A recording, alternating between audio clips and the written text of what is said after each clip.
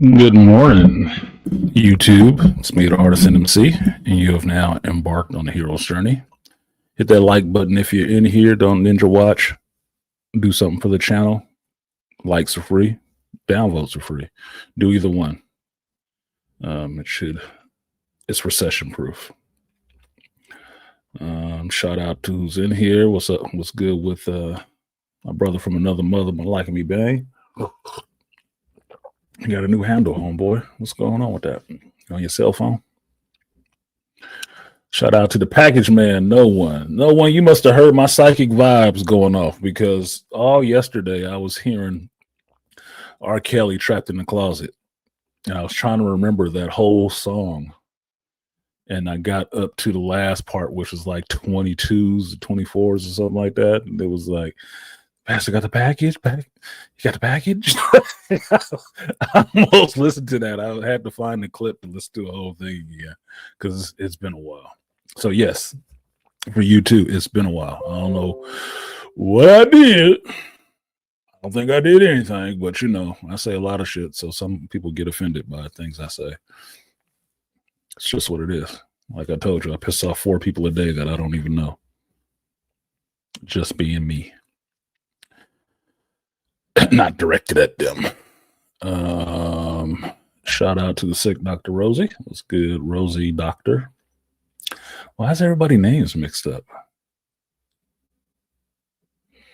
Oh, it must be given your YouTube, like your email address. If you go at somebody on YouTube, that's why it's showing all the numbers. That's why it's showing all the numbers. Okay, they might need to fix that because they're not showing your actual screen name. Yeah, it's not showing what your actual screen name is. It's showing your YouTube handle. That's why the numbers are there. Something. StreamYard made some improvements, which may seem good.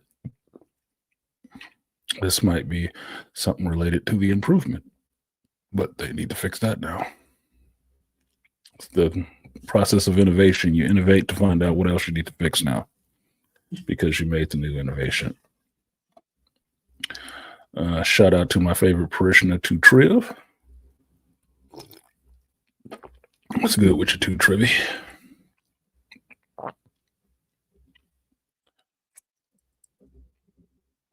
Yeah, I figured it was your phone. And I don't worry about typos. You're not getting graded on this shit. I usually know people are listening on their phones and stuff like that. You broadcasting during church time now. The Lord is jealous. Maybe that's why the numbers are low. I'm taking worship away from the Lord. This is the church of geekdom. I open the church on Sundays. So we can all praise at the Geek Temple. And this is a secular world. This is a secular country, man. God don't like no competition. God like that one chick that want to be your main chick. She don't like no competition, man. She might have to ruin some things to make sure that other chick don't come around. Taking people away from the worship. Look, I'll tell you guys now. I was going to tell you later, but I'll tell you now. In another week, I will be in Kings Bay, Florida. I believe it's Florida. It's right on the border between Florida and Georgia. So I'll be there for about 3 weeks up until right before Thanksgiving. And then I'll come back for a week, and then I'll go back there for another 2 weeks. So this 8 o'clock time, it seem early for you right now, or at least for the California people, it seem early. This 8 o'clock time is because I spent some time on the East Coast and realized it makes it kind of tough on you guys if I do a very long stream that is going into your evening dinner time and whatnot, what I would call church time. So I started doing it at 8 o'clock. It's tougher on me because I don't wake up early on the weekends. I don't. It's tough, especially on a Sunday. When Saturday I might have been up all night, like I was. But I try to do it so the 11 o'clock is the time that you guys see it on the East Coast. But in a couple of weeks, another week, I'll be on the East Coast, so I'll just do it at the regular time. I'll wake up at 11, and y'all are still on the West Coast, and still have to get up at 8. I love now how I've started doing a stream early Sundays at 8 o'clock, and everybody starts hustling into that same space. I guess I got to start joining Light YouTube or some shit.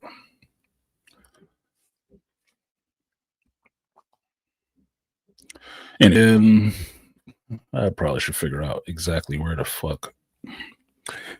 exactly this is. It says Georgia, so it's Georgia. Yeah, so I'll be in Kings Bay, so I'll be in Georgia again. I'm not complaining. I just wasn't sure exactly where it was because I was told that we fly into Jacksonville because it's right near the border. Yeah, that's the closest place. Okay, so we land in Florida and then drive north. That's probably going to be an hour.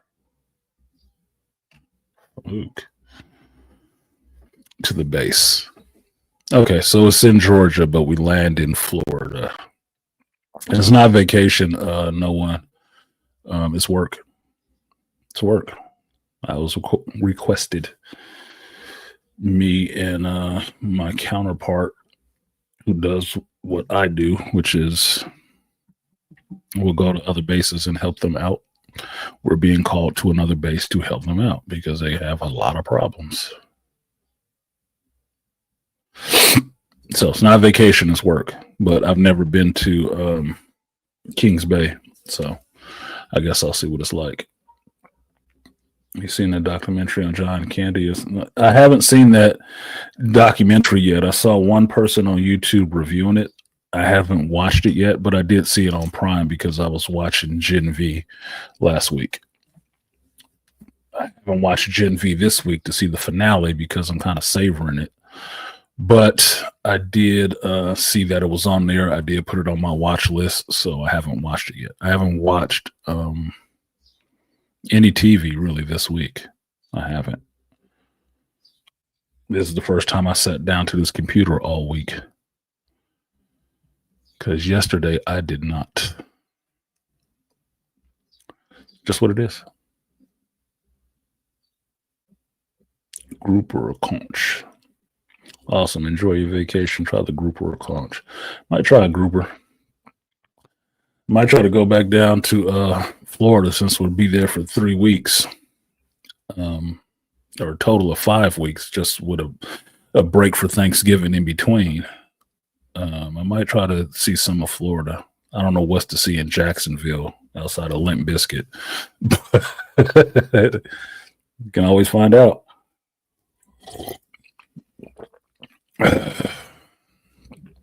Make sure you get a fresh red snapper.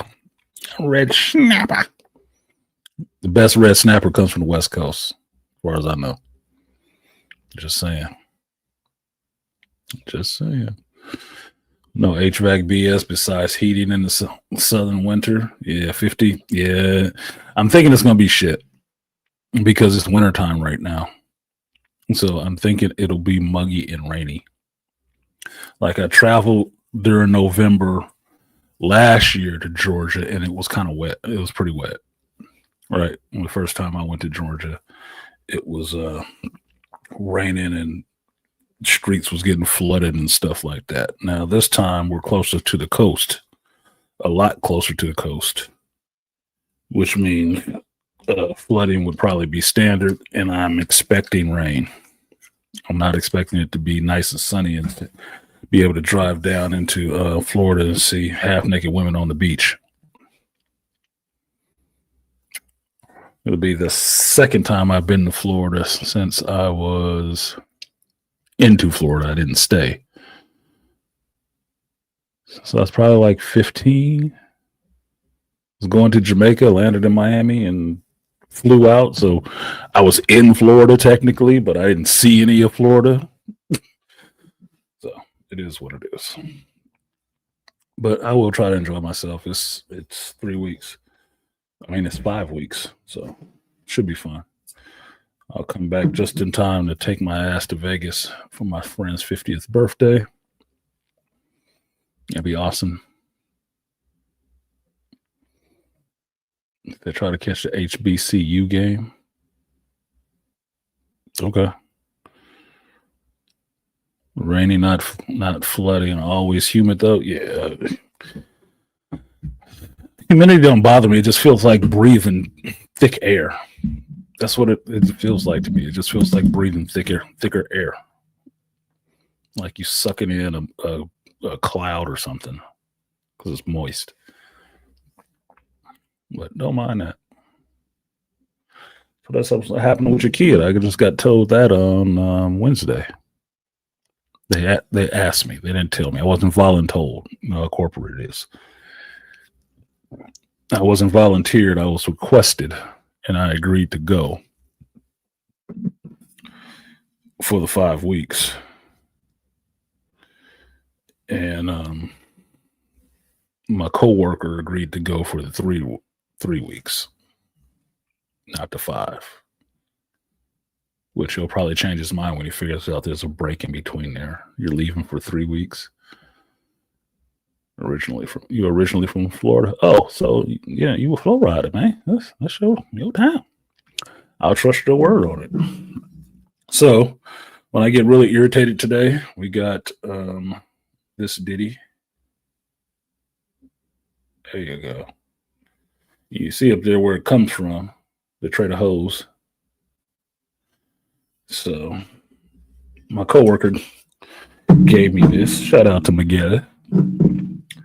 And this has been hitting pretty good. It doesn't smell as good as I would think it does. It smells strong. It doesn't smell like that 10 cup bourbon whiskey that I have. But it tastes good. Tastes good. It's not that dark. Tastes good. I'm not going to pour that now. I'm going to get a whole different stream if I pour that now. Finish my coffee first. Human and thick. Welcome to the West Coast. Yeah, the West Coast women. Why Tory thick? All right. Anyway, on the geek stuff or what I feel like talking about today. Just on a side note, and this will get into some crowd participation for you guys. How many of you guys have been following what's been going on with 3i Atlas since I mentioned it to you guys? I saw somebody was listening, and that's fine. Could have invited me up, man. What the fuck? I am somewhat easy to reach. Could have got up and talked about it. God damn, let's not all act like pissy children on a schoolyard. Sign last reported in since last what I found a battle of Sinatra, a bottle of Sinatra Select and Yamazaki 18 for the holiday run. There you go. I got my Sinatra. Fuck, I didn't think about that. I'll be in Kings Bay for my birthday. So I'll be in Georgia for my birthday again. But I have to have my Sinatra. I have to have my birthday drink with Sinatra. And I don't think I can find it over there. And I don't think I want to buy a bottle of it while I'm there. That would not be smart. Shit. I guess I have to go without until I come back home.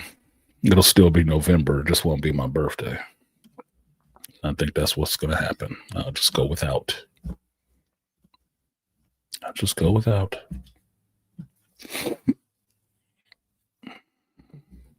Yeah, I had to go without. But good for you on the getting a bottle of that. I get a bottle every year since it was shown to me by the Angry Man. I've gotten a bottle of that every year for my birthday. That is some good drinking whiskey on the birthday. Tasty, tasty, tasty. I look forward to drinking that motherfucker. I got some in the cabinet right now. And then the Yamakasi, I haven't had that one before. Black Bang just moved to Texas, and he's a part of some whiskey club there. And Black Bang didn't drink for a long time. He didn't drink at all. He just started drinking, and he's drinking whiskey. He keeps sending me pictures of different bottles of whiskey that he's trying and stuff like that. He got him some hardcore whiskey drinkers in Texas, so he experimented. So Nitro Select is harder to find and golden than the Holy Grail. Then you have chosen wisely. Good. I don't want it easy to find. I mean, every motherfucker drink it. The price point don't make it cheap, so everybody can posse up on the weekend and buy a bottle. Well, makes it taste better. Remember when my grandmother told me that more expensive the alcohol, the better it tastes, and the less headaches you get. My grandmother drinks some good alcohol. And she's right. I've never had a headache drinking that. I've had a headache drinking fucking white Zinfandel wine, which I don't like drinking wine. Chicks love drinking wine. This sour mash, just Trader Joe's one, didn't give me a headache, but it did put me to sleep. It did knock me out. Like Friday, I came home, I had some pad thai, some chicken pad thai. They forgot my goddamn Thai iced tea. And so I made me a cocktail of this and some sweet tea. I ate that shit and fell out. I was tired.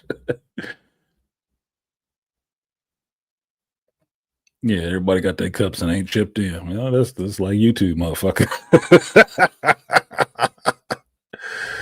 The more expensive, the easier it hits. Yes, and the less you drink. Exactly. That's why once I tasted that and figured out what it was, this is not the drink you leave out for everybody to drink on. No, that's the special stash. You put that shit away. You drink that to yourself. You don't have a party over. Everybody try this. Not unless you got 2 bottles. That shit gonna go quick.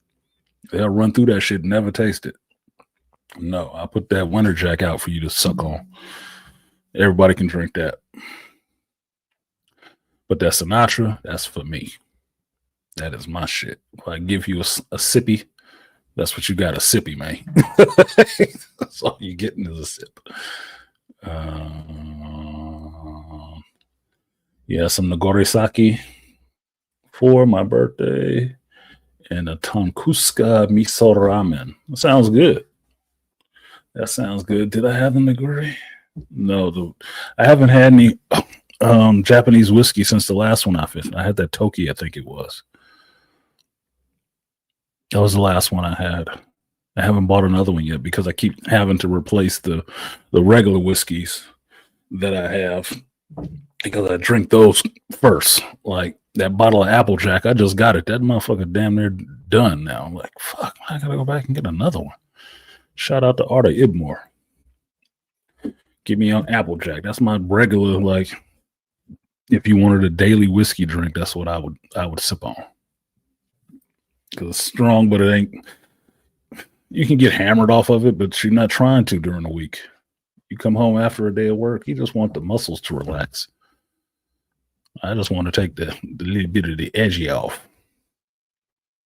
I can sleep better. I don't need to be sloppy. No, that's not every day. But when I do drink it, I can have 1 or 2 glasses of it and then be good. That good shit though, I have a glass. I will have a glass. No ice. I was using my whiskey stones the other day. I just needed a little chill on it. I don't want it watered down at all. I want the full face. Okay, so that's good. All right, so nobody answered about the 3i Atlas. So I can tell you that this is nerd stuff, not exactly geek stuff. This comet that's not supposed to be a comet, or excuse me, this suspected non-comet that's supposed to be a comet, outside of showing some interesting features, it's not what has been shown that's making it the more interesting. Because right now it is, what's today, the 26th. So you got 3 days before it hits perihelion, which means it'll be at its closest point to the sun, which means it's behind the sun right now. We can't even see this motherfucker right now. Now, most of the professional scientific community has been pretty silent on this thing. Not releasing much information, not releasing pictures that should show you what it is. You know, NASA, some of these other space agencies has been pretty quiet on this. The information that has dropped has been minimal, which is surprising because it's across different countries that don't necessarily have to play nice with each other. Now, amateur, excuse me, I'm trying to put my big ass leg up.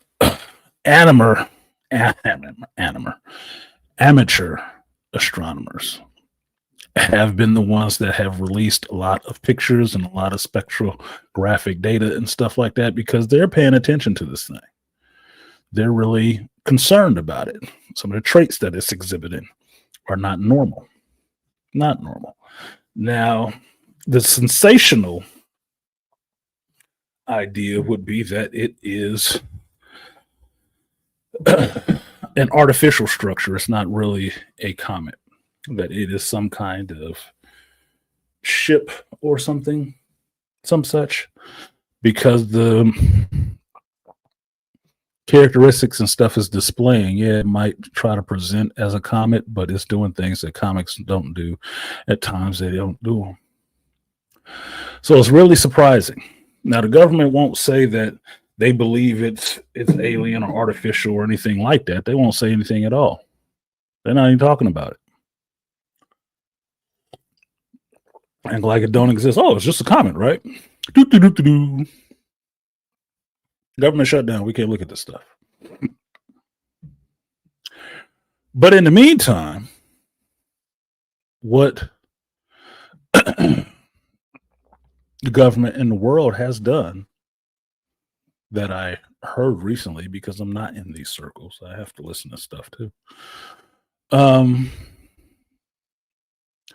They've actually spun up the global planetary defense grid. Did you know we had one of those? Of telescopes and stuff like that, trained on the universe to watch for near Earth asteroids and shit like that.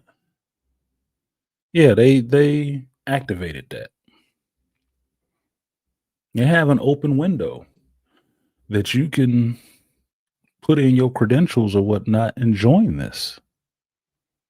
So during this observation period between November 7th was the cutoff for the application period. The window will be open. I'm forgetting the time. Mid-November, November 27th through January 27th. Which means that is the time when this 3i Atlas is supposed to emerge from behind the sun. So you can see what happened after perihelion. Did it break up? Did it deviate course? Did it stay on the same course? Has it changed color?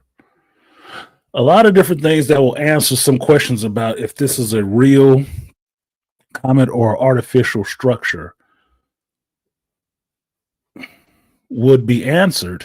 And this is the time now that part of your government as well decided we just gonna run a test of the planetary defense system.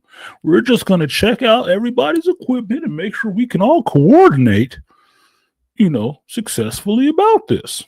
And we just open this window up at the same time that this thing comes from behind the sun, and then we'll leave our galaxy. And we're gonna fixate on it, even though it's just a rock. Huh?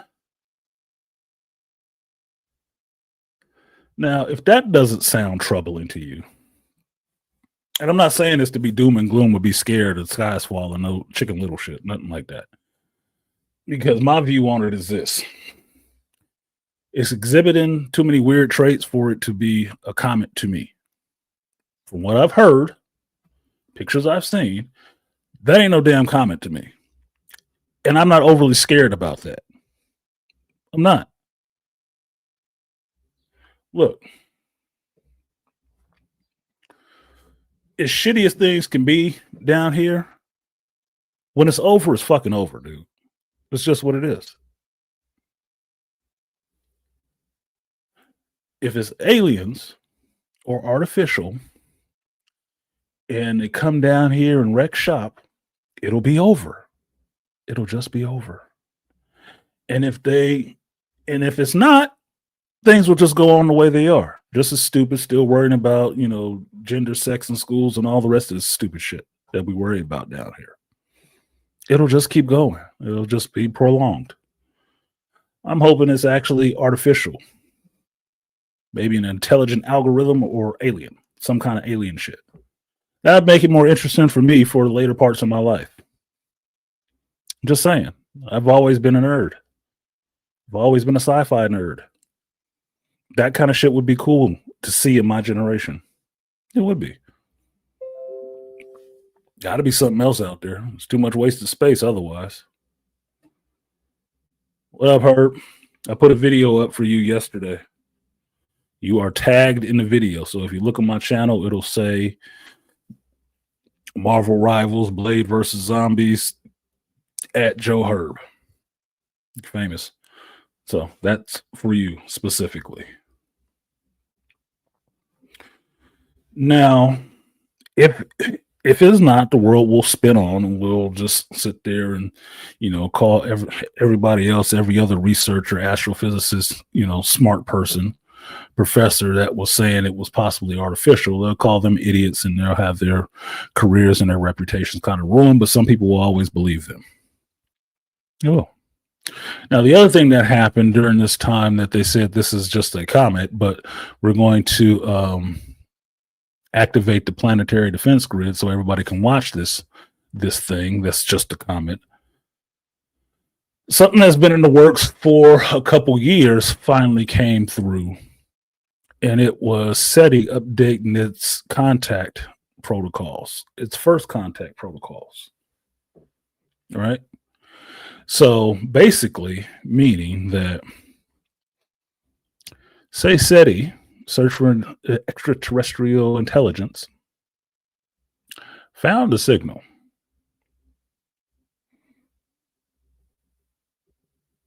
Again, outside of the WOW signal, they found another signal. They have protocols in place of who would get this information first. What governing body, United Nations, not just one government, gets to formulate and respond to a message that we got from intelligent or intelligence from outside of Earth. Who gets to formulate that message? Who gets to respond to that message so that it is not one country or one government speaking for all of humanity? That is actually a governing body of all governments speaking for humanity, and what those protocols look like in place of actual aliens, actual ships, or intelligence. And I say that specifically like it's a loaded word, like saying intelligence is, because some of the other stuff, if you pay attention to it, that's been happening around this supposed comet and the Voyager stuff that I put up on my page or my community tab for you guys to look at. It seems like these things are communicating with each other, and it doesn't seem like it may be an alien intelligence. It may be alien to us because it's from outside of us, but it's coming through data streams, which makes it seem to me like an intelligent algorithm or AI. It's like a computer system or something that's communicating with our stuff. Now, the most disturbing part about this is that in a separate video that I was watching where they were receiving signals from this thing, this supposed comet, that something near Earth sent a response back to it. And it got me to thinking about that because I heard this before I heard the thing about the planetary defense stuff. Yeah. Too much wasted space. Bruh, I believe my creator is efficient. And I believe my creator, whatever that may be, if it made all this variation on this one little blue ball, do you think it made that whole universe that we can't reach the end of and made no variation? That's stupid. That would be a waste of space. It'd be a waste of space. I made all of this just so I could put something right here on this grain of sand. Look at that. Look at all them variations. Bullshit. We don't even have the same planets in our solar system. Variations. You can look with these space telescopes and stuff and see different galaxies form in different ways. Variations. Do you think you're the only intelligent life in this bitch?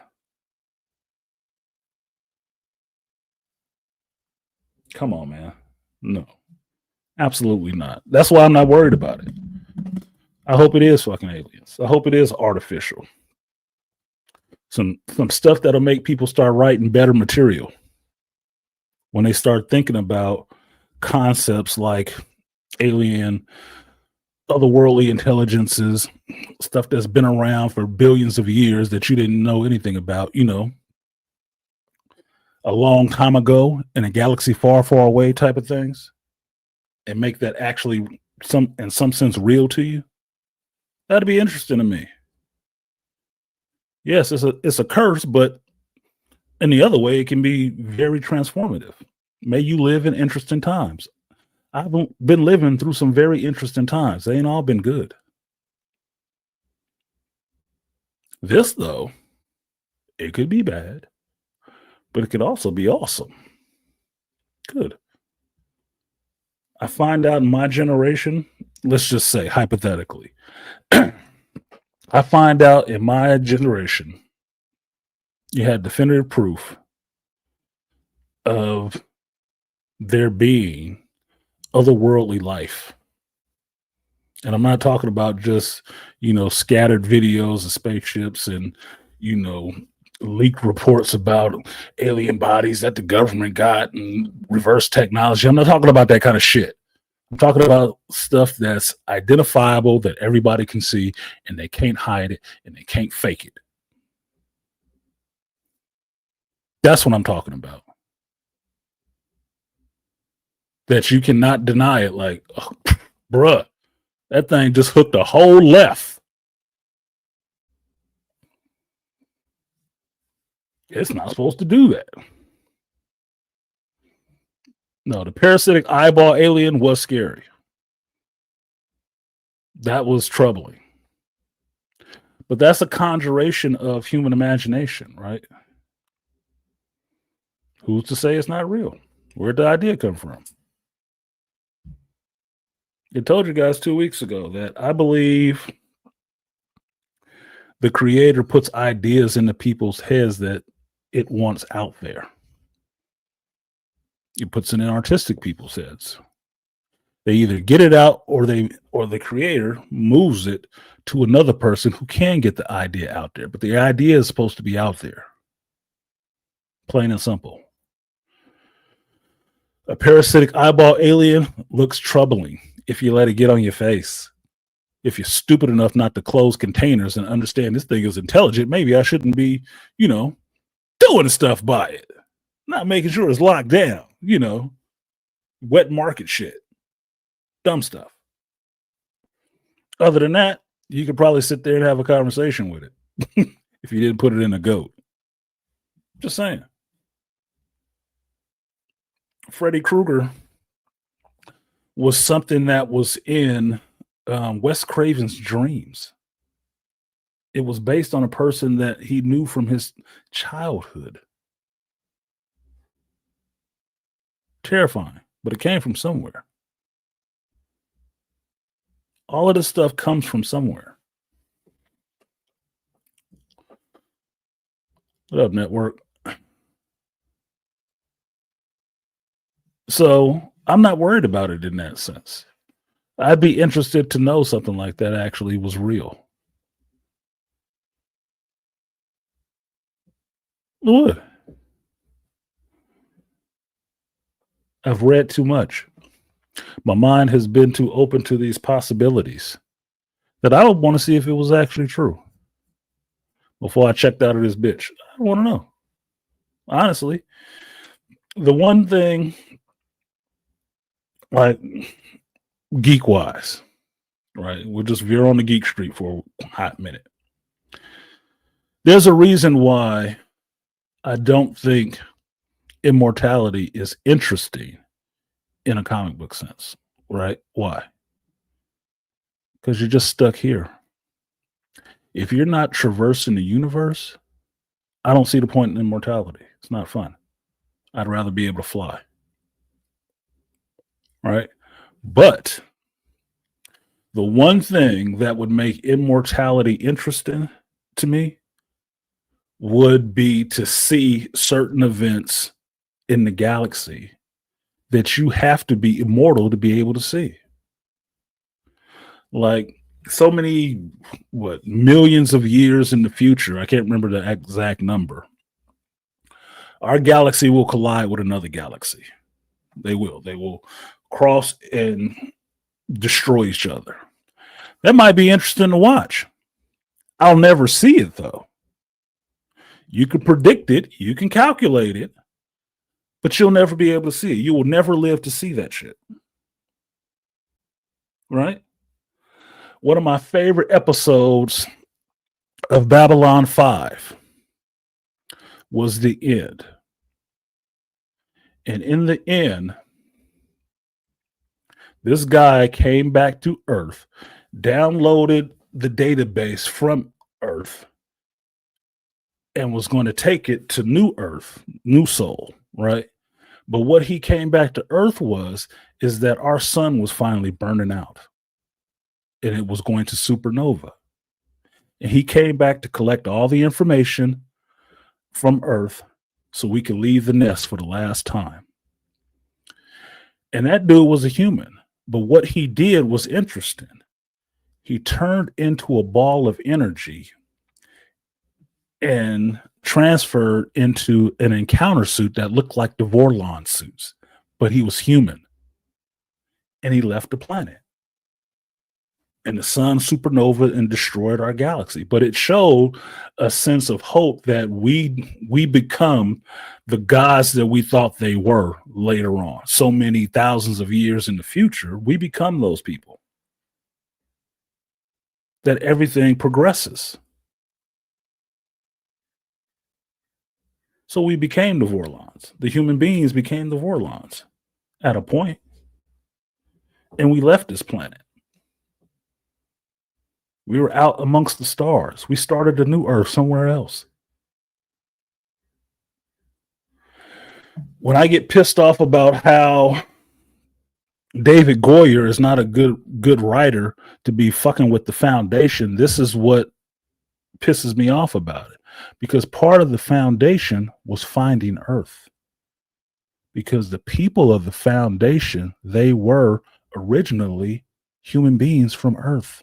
They just didn't remember it. It was so many years past from that point. Earth was mythical.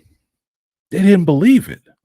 The only person that knew it really existed for certain was Demerzel, because he was that android from Earth. He was that robot from Earth.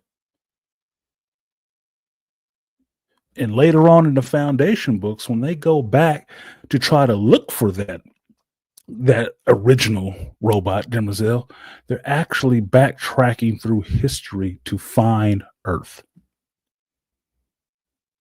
That was fucking fascinating. To know who wrote it, Isaac Asimov wrote it, when he wrote it, was interesting as hell. Interesting as hell. And yes, it was artificial life intelligence there, robots. Because that's what we could leave behind.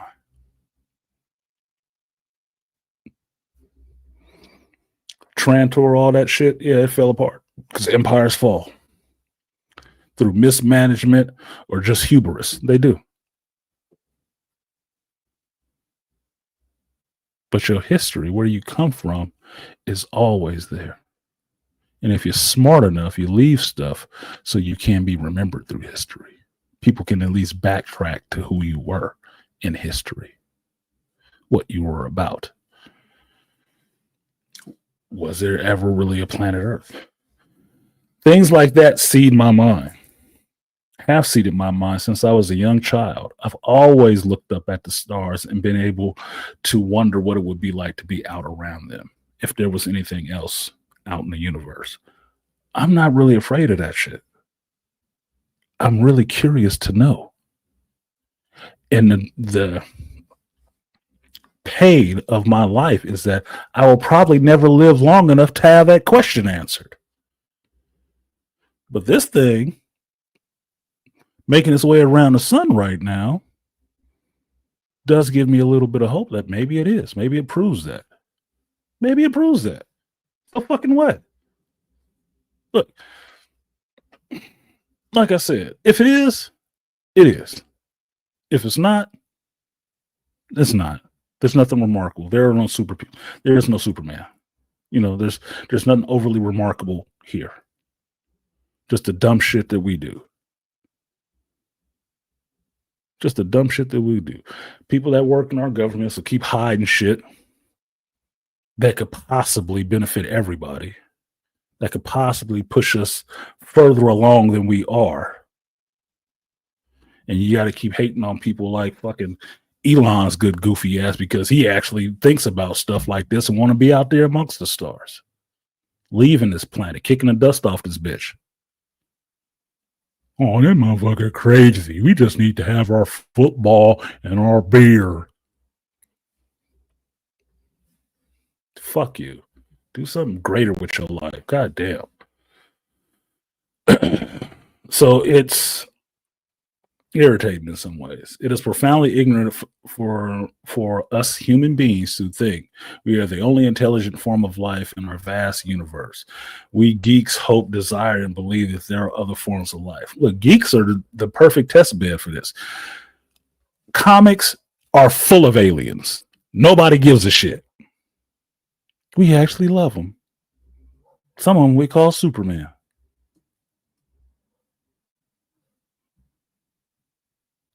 Starfire, we think she's hot. She's supposed to be an alien too.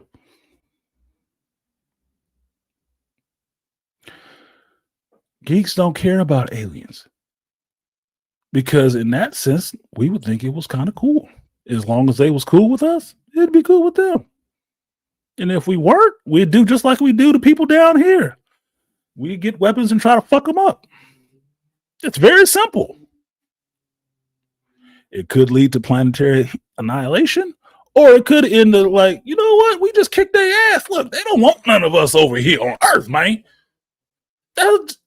Look, there's only two scenarios for that shit. To me, it's only two scenarios.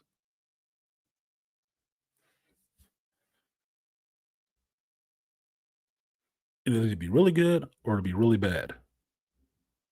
And either way, you don't have too much control over it. So why worry about it? I choose to be optimistic. Maybe it is. Maybe 3-Eye Atlas is artificial. Maybe its course does deviate a bit when it comes from behind the sun. And maybe it still keeps going. It's like, I ain't coming down there. Y'all motherfuckers is crazy. Maybe it does. Maybe it shows us just enough to prove that you're not alone, but not enough to know they want to come for a visit. And this is why I say this. This is why I say that. Back to talking about this nerd shit.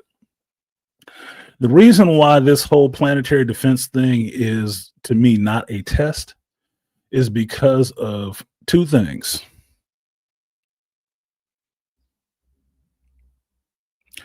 Two-Eye Borisov, One-Eye Oumuamua, whatever the fuck it was.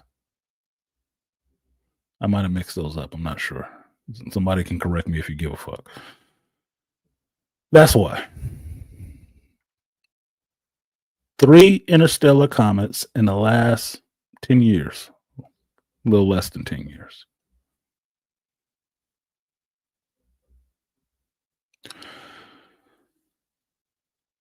Increasingly larger on a 6 to 8 year cycle.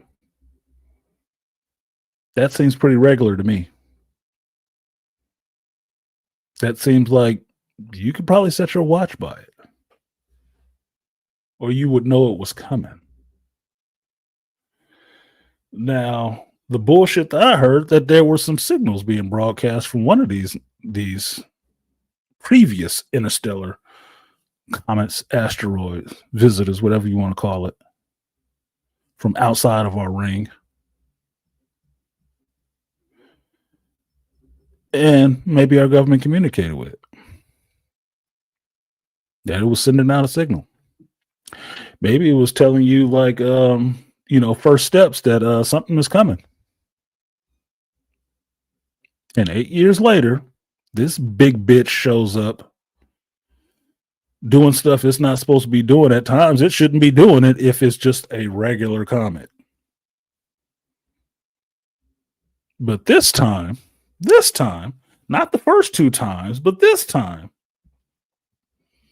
your governments of the world want to, spin up the planetary defense. Let's just watch this thing for, let's just run a test. Let's just watch it. Let's just take a peek. Oh, now you want to take a peek.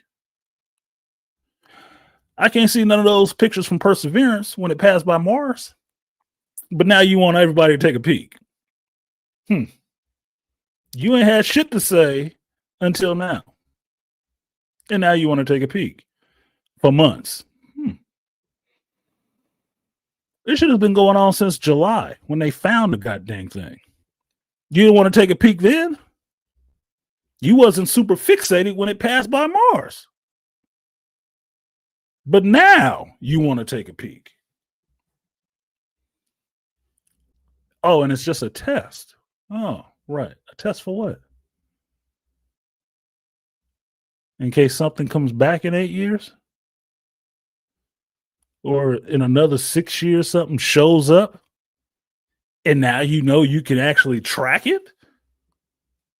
That the whole planet will look like one big eyeball watching it? Why? Why now? Why not before? Before this one showed up?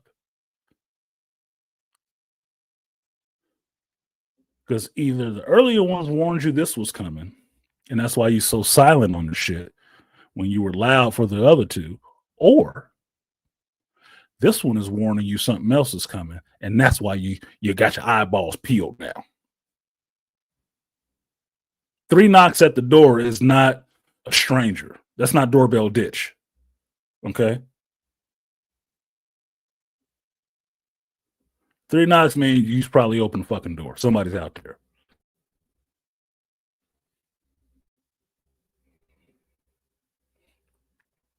When no one say, pump your brakes, Artisan MC. We will not forget the beer, or maybe just make beer on other planets with other spirits, i.e., Artisan Select. I'm down for that. That sounds good. Artisan Select. I think that's what I'm gonna call my next drink when I make it. Look, all you perverts that have something else to try to have sex with. Show you some of this bullshit that you're worried about is meaningless. Baseless navel gazing. We need to worry about this. You need to get your head out of your ass and stop focused on your genitals. Because in some ways, I wish there was an alien race to show up. So to make half of you motherfuckers into just what you're good for. Slaves. Livestock.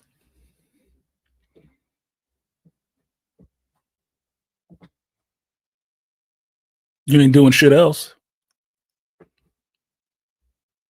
of note, of interest, of pushing anything forward in the human condition. You worried about your genitals and how you have sex more. That's more important than everything else on this bitch.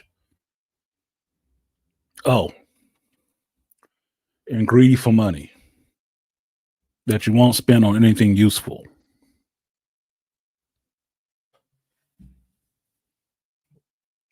I'm hoping it's a fucking alien, so it can prove that all the rest of this shit is pointless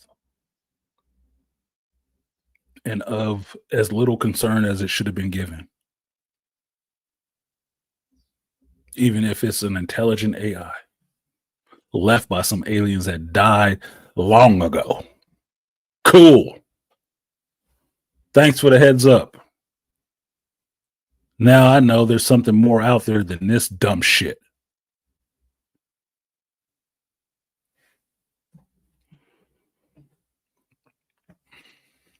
Laugh my ass off. Really, the first time we meet aliens, a human will try to fuck them.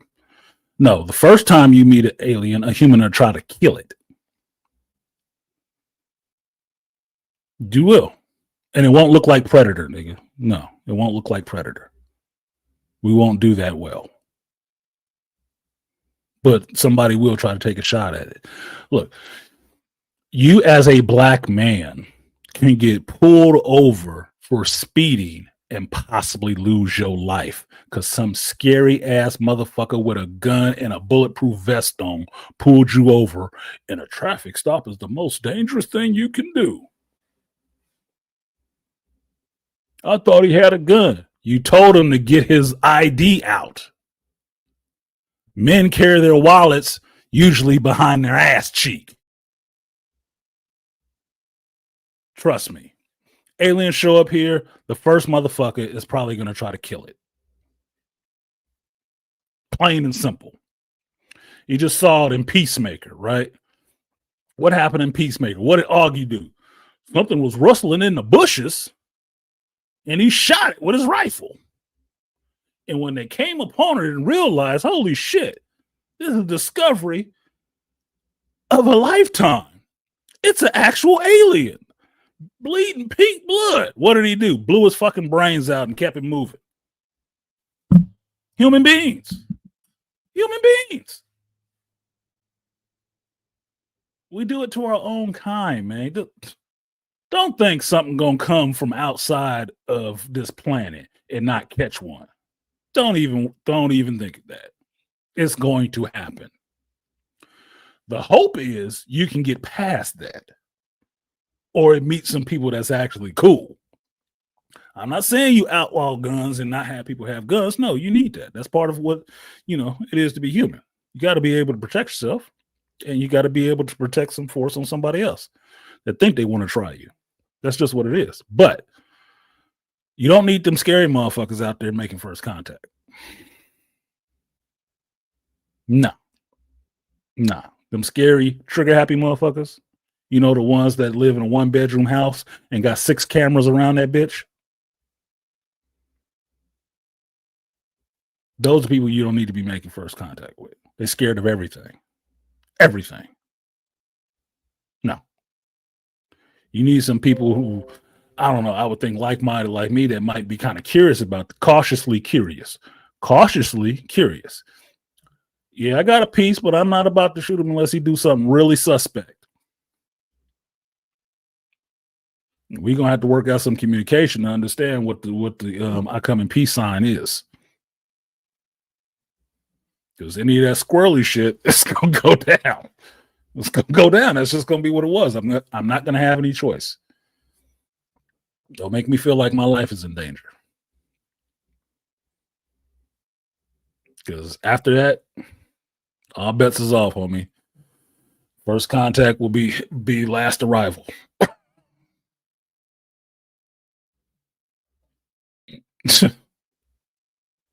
Beasley.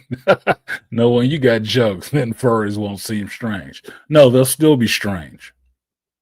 They'll still be strange. It's just that somebody from outside the universe will be able to echo that shit like, yeah, that is strange, Gloop 2. I told you that shit was odd. That don't even exist out there in the universe, motherfucker. Y'all doing some weird shit down here. That's what it'd be. So anyway, back to the nerd part.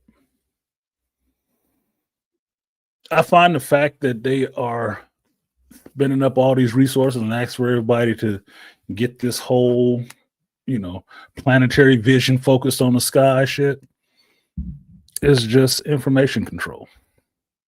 That it must be something.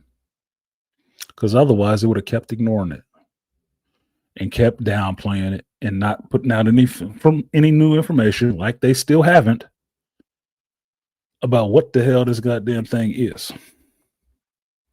You spent all this money on technology that you can use, and you trying to blame government shutdowns on why you ain't releasing none of this information.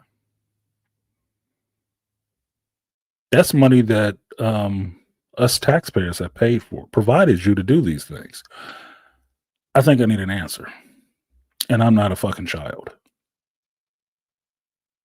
So you tell me what you found on my telescopes and my rovers that I've paid for.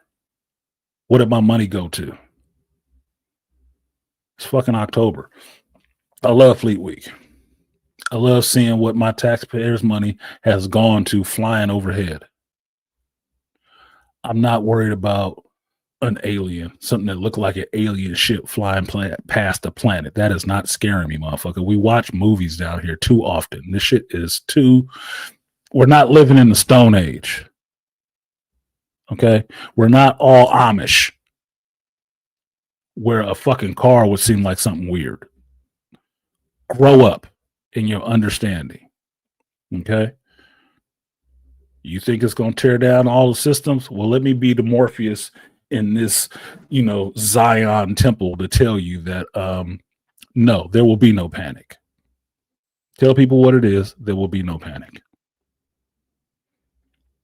And I could be wrong. So what? Half these motherfuckers down here wish there was a purge so they can willingly go out and kill other human beings. Don't worry about it. Okay? Don't worry about it. Just put the fucking information out there. Let us grow up together. Shall we? We're not all children.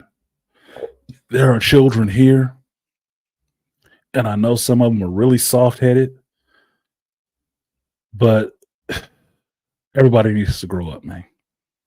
Everybody needs to grow up. It's okay. The world is mostly adults.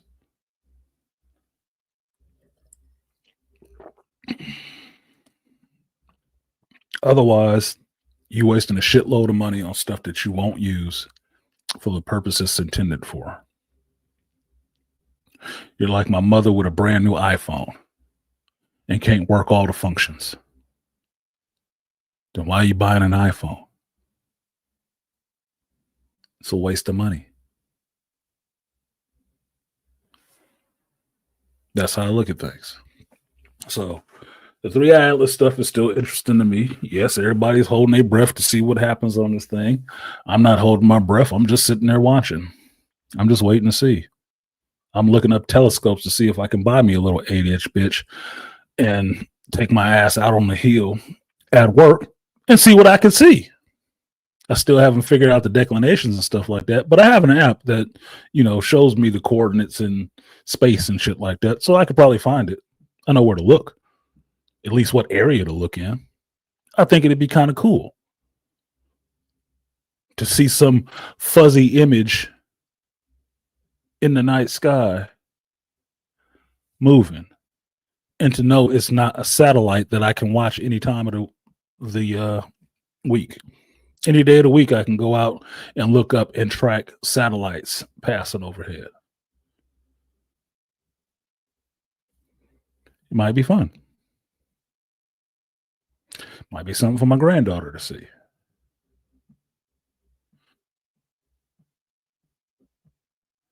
But I know everybody else is more concerned about who's going to win the game this week. Who lied in Congress and who made a shitty movie, or whose fault is Star Wars. It was really Iger's fault. It's not really KK's fault. It's Iger's fault. It's both of their fault. Ultimately, Iger, because he hired her. But it's still both of their faults. In for a penny, in for a pound. Fuck them both into the ground.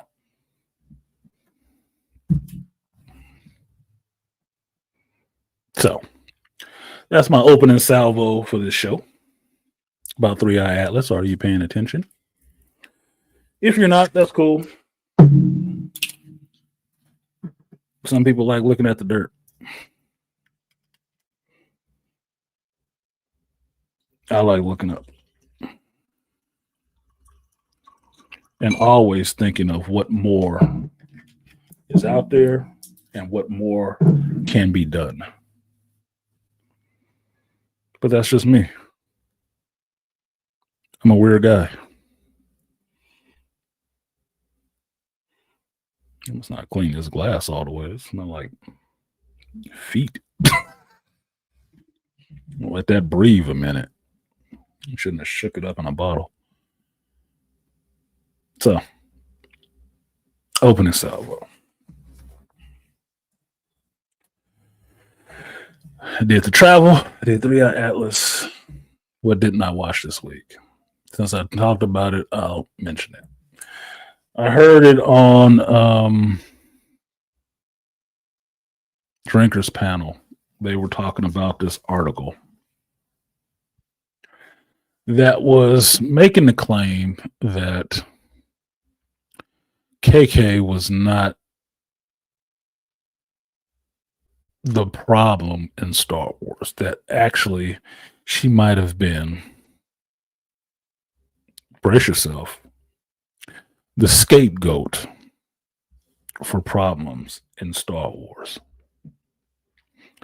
Now,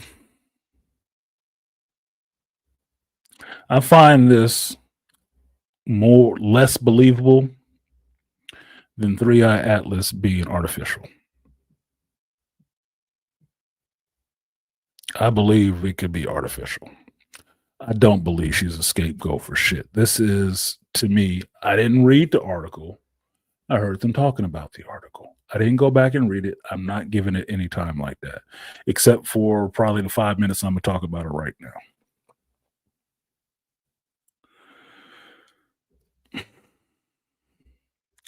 This is how you try to spin a victim narrative out of incompetence.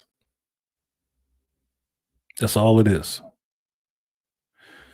Like the Joker said in Dark Knight, you put these people in a situation, they will eat each other. To me, this is a story fed to whoever wrote this fucking article, probably by KK herself, to try to salvage her image and make her a victim of how shitty Star Wars has gone by putting it all on Bob Iger. Blame the man. Now, for me, Iger is ultimately responsible because he is the CEO or the chairman, whatever the fuck they call him. at Disney, right? He hired her.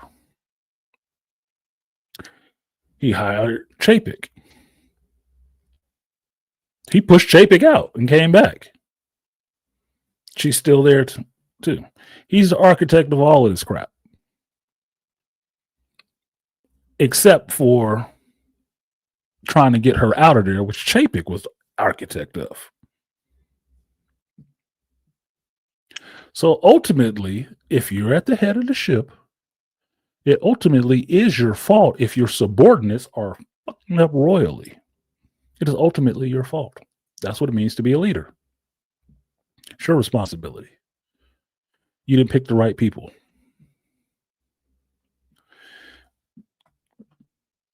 The community of geeks, like Beasley is saying right now, have been calling for her to be fired forever, and you never did. While you were there, when you left, when you came back, we have been saying had the same refrain: she needs to get out of Star Wars. And we were saying that as you were driving the shit down into the planet.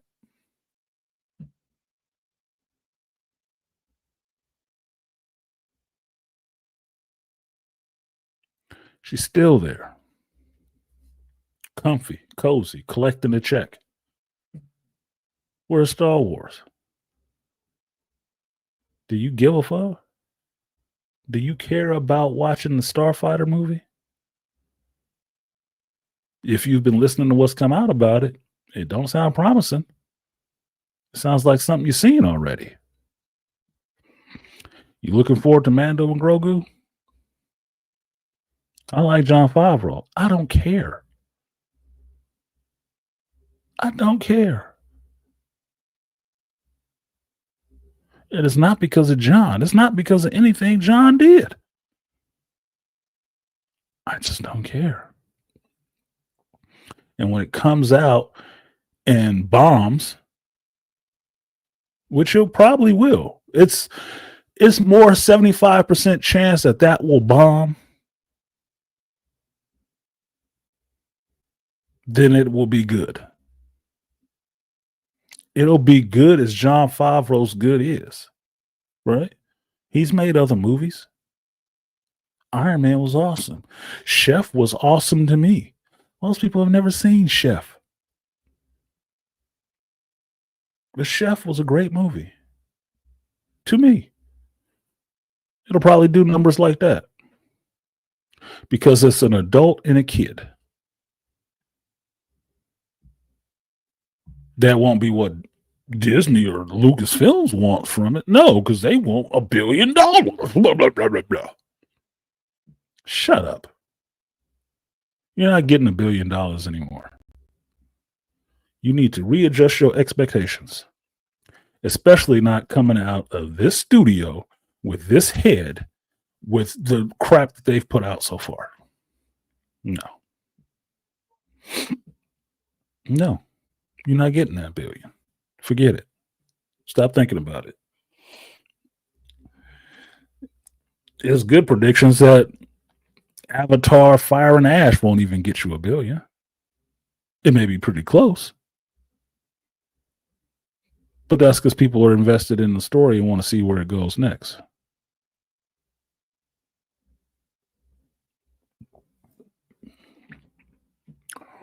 Since we just going to do the whole Nickelodeon Avatar show and James Cameron shit, well, we got to go to the Fire Nation now, don't we?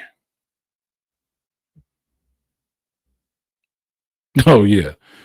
Yeah, she's trying to get the Gucci boot. She's trying to get the Gucci boot treatment. That I was a victim. I was just a harmless scapegoat. I didn't make those decisions. It was Bob. Bob told me to do it. Shut up. Shut up. That's why I say it sounds like she fed this story out there to them. Just to throw Bob on the fire so she can jump off the spit. Because her career is cooked. Her career is cooked. She can't go anywhere else and get a job. Trust me. She's not going. She leave Lucasfilms today. She at home with Frank tomorrow. Making him eggs or something like that. Making him a smoothie. Something. She got to do something else. That's it. That is it. Any studio that would hire her for a leadership role is basically signaling they're on the Titanic.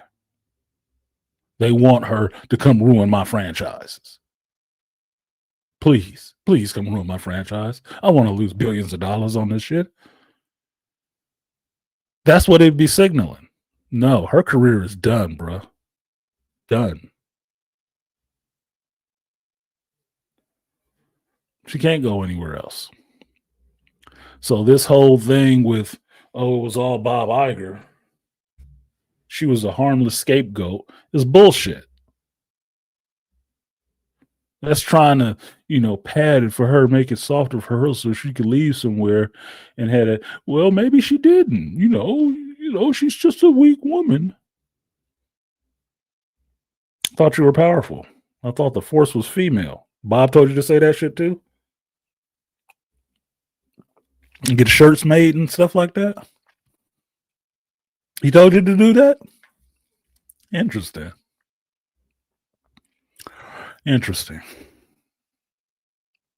So Bob told you to let Leslie Headland make the Acolyte too?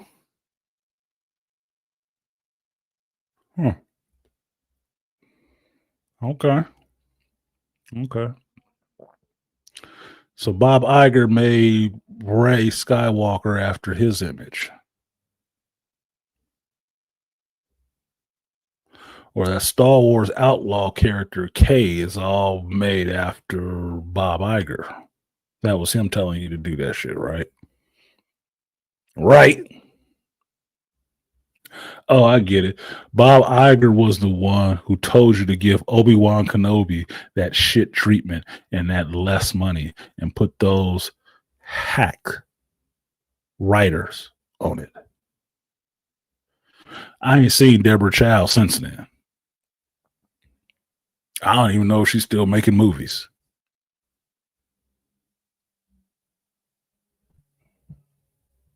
But that was all Bob, right? Even when he wasn't there, it was still Bob's, right? Yeah.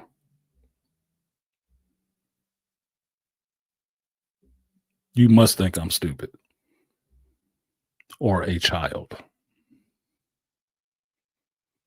Because you have been puffing your B cups out forever talking about you a powerful, independent woman, right? Well, this is what power and independence looks like. You take the blame when it fucks up. Because that's leadership.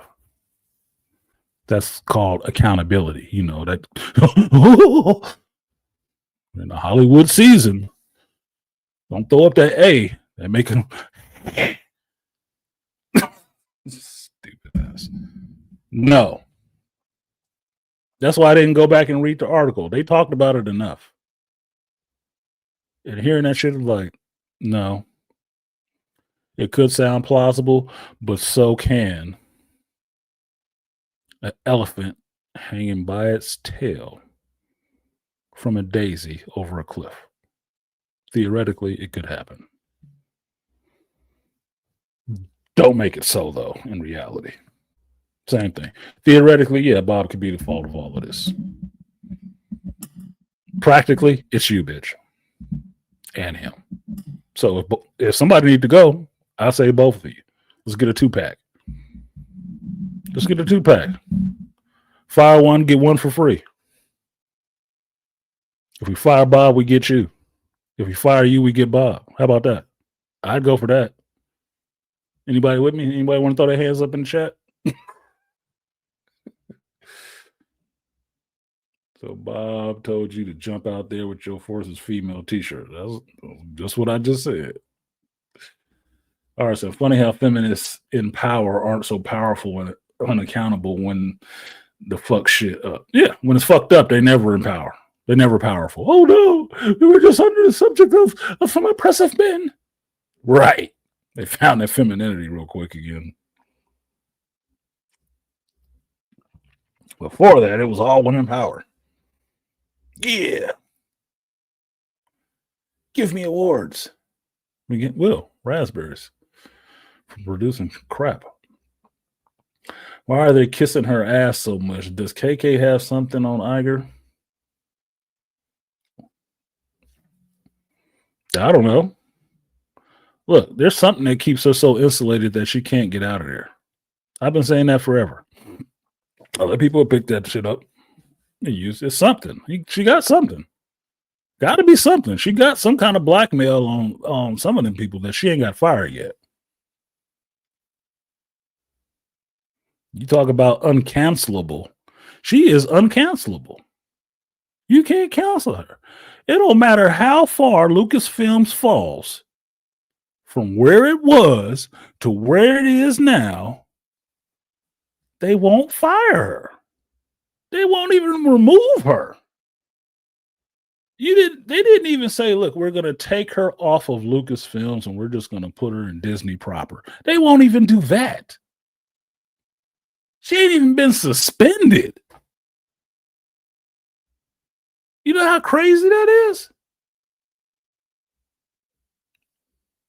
No leave of absence, no mental health, nothing. She just there. Stuck in position, unmoving. Like an obstructed bowel. Like, oh my God. There is nothing she could do, apparently, to get kicked out of there. There hasn't reached the amount of money. She ain't said nothing about somebody's mama. Nobody has any picture of her doing anything to kids or something deviant. There's nothing she could do to get put out of there. She can keep flushing billions, hundreds of millions of dollars down the toilet, and they won't remove her. They won't even set her to the side for a week. Like, Jesus. What does she have? You thought Epstein's Island was some shit. No, she might have been booking travel arrangements or something. She got something, dude. I'm serious. She has to have something. Nobody is that damn insulated. Nobody. We've seen other studio heads get perp walked, lose their spot, go to jail. She is still there. Still. You could not lose this much money. You could not at any job lose this much money on a franchise. Look, man, James Gunn has actually made successful movies. Even his job is up for, like, well, you know, Warner Brothers to get bought. He out of here. He's made successful movies. But they want his head over two. Superman and a TV show, Peacemaker. Yeah, that motherfucker got to go. He out of there. He's a studio head right now.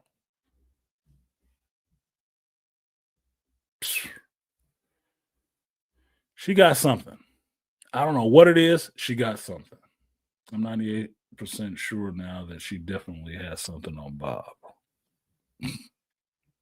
Look, if Bob gay, just come out and say you gay. It don't matter. Nobody gives a shit. That's not it won't break anything. Trust me. Everything, you'll survive. There was no excuse. She did that shit intentionally. KK is the herpes of the entertainment world. Is that shit you can never get rid of. Well, here's the thing. As I understand from, classes, how herpes works, it'll go away. It'll go dormant for a while. And then it'll pop back up. If I understood health class correctly, she ain't never gone away, Malika. She's never gone away. Her going away for a while would have been an improvement. Because at least then we could have thought Star Wars would be better. Iger was the herpes. Because he disappeared for a while, didn't he? And then he popped right back up and it was the same old shit. Still.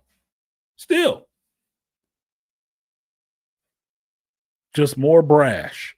And who got more brash? KK's ass.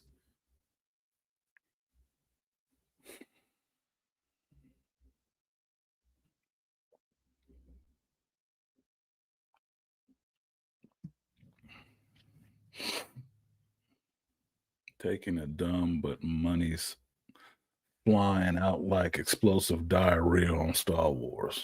Yeah. Taking a dump, but money's flying out. Yeah. Yeah. What?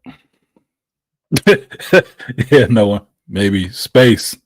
Herpes. It's in the Star Wars universe. I could work.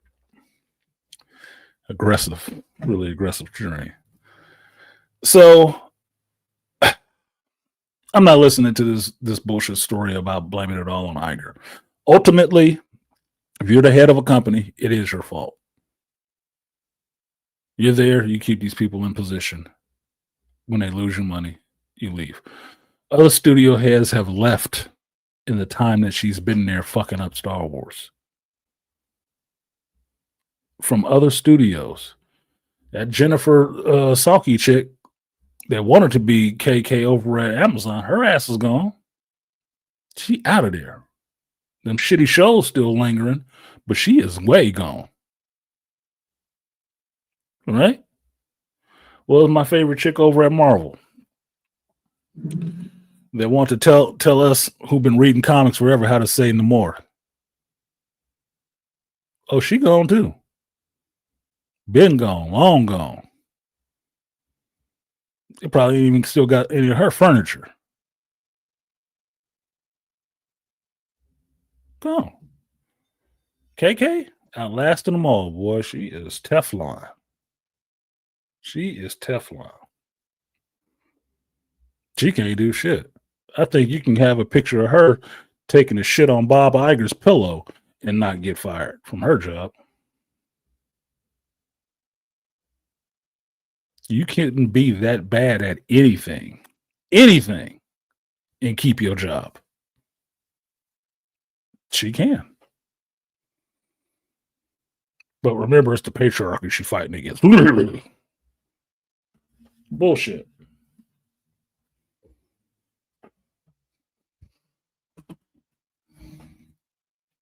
Yeah, Vicky been gone.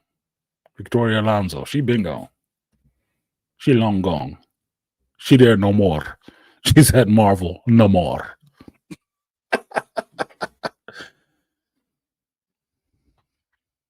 She wasn't a Kevin Feige, but she was right under Kevin. Yeah, she long gone too.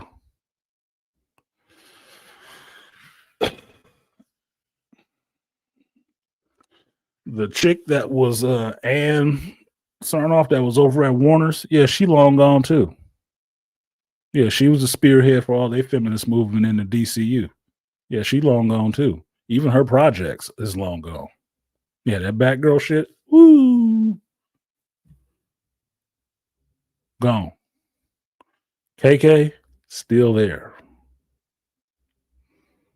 At this point, she might just be the Hellraiser. I am eternal. Fucking hell, dude. What does it take? Palpatine's daughter? Ugh. Your hate makes me strong.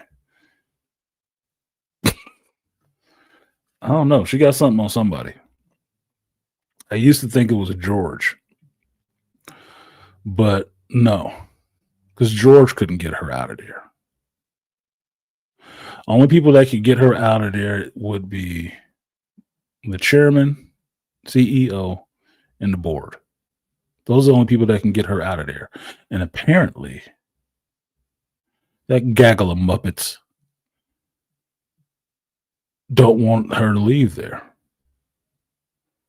And I don't know if it's because they don't think they could get anybody to take that seat, or they think she's the best person for the job.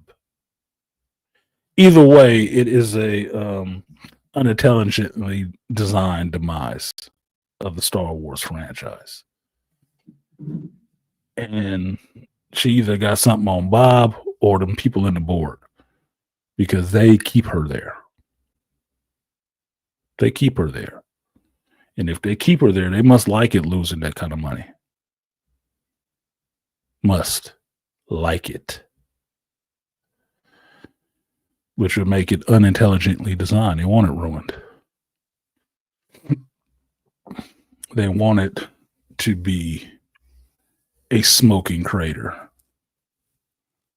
a half-completed Death Star, or an exploded Death Star with pieces all over Endor. They want it that way.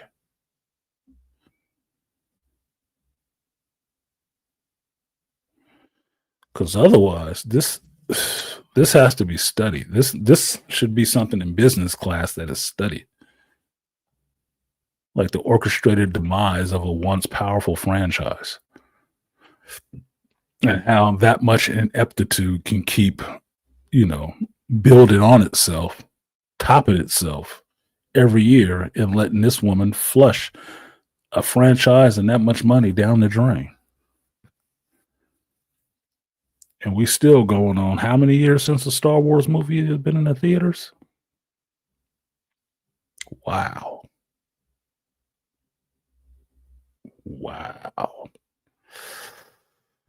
George would have put out another movie by now.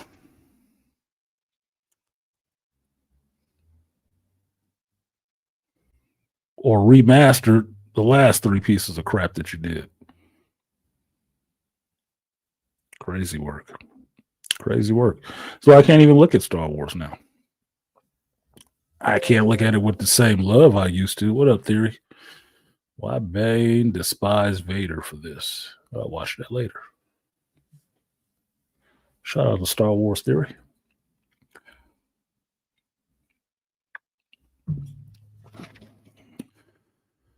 I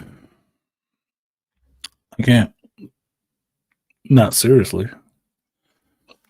Like, I have a box set of Star Wars movies sitting right next to my television.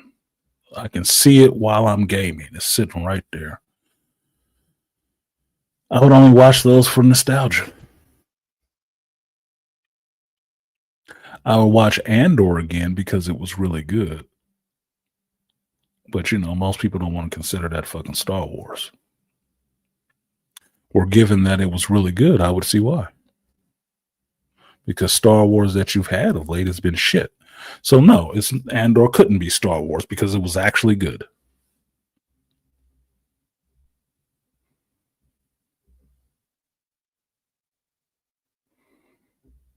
Is it a dead franchise? It's Halloween, man. Day of the Dead. Maybe it'll come back. Who knows? Maybe they do that Red Harvest shit. Wasn't that the one where they had the little stormtrooper zombies and stuff? Maybe you do that. So it's not dead because they can still sell toys. Not of the stuff they made recently, but they can still sell toys. I'd buy a lightsaber from Theory or somebody else. I'd buy a lightsaber. I wouldn't buy Rey's lightsaber. Why would I? The only reason I buy the Acolyte one because it's odd looking. Big girthy brown one. But otherwise, I'll keep my umbrella. My Star Wars lightsaber hilted umbrella. Be happy. Because it looks like Luke's lightsaber. Or excuse me, Anakin's lightsaber.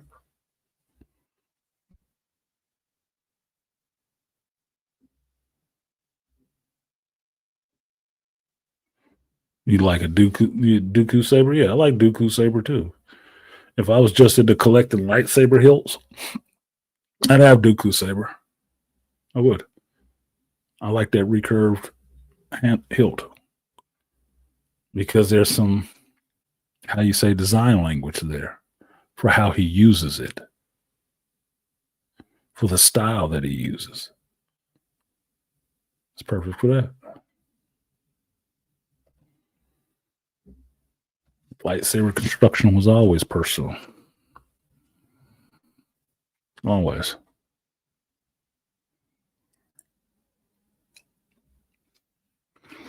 So That's it. I don't think it's all Bob's fault. I believe that the strong, independent female is the reason that shit happened the way it did. Bob Iger is ultimately to blame because he's the one who put her there. George thought it would be safe under her. He was wrong, and it's okay. George can still be wrong and still be good at making Star Wars. Both things can be true at the same time. He was wrong. He made a mistake. Even he knows that. Even he knows that. Bob Iger was not a good steward bringing Star Wars to Disney. He was not a good steward of that shit. It was a hook and a crook. He knows that too. So he wrote it in his own book. So it's nothing to say.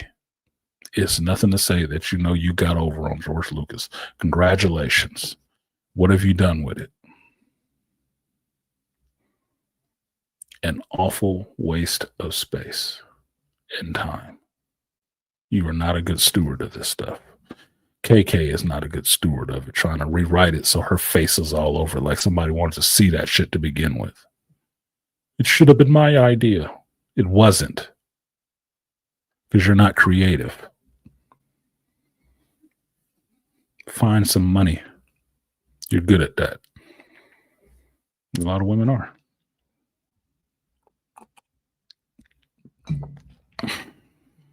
Iger, he liked buying shit. He bought Marvel too.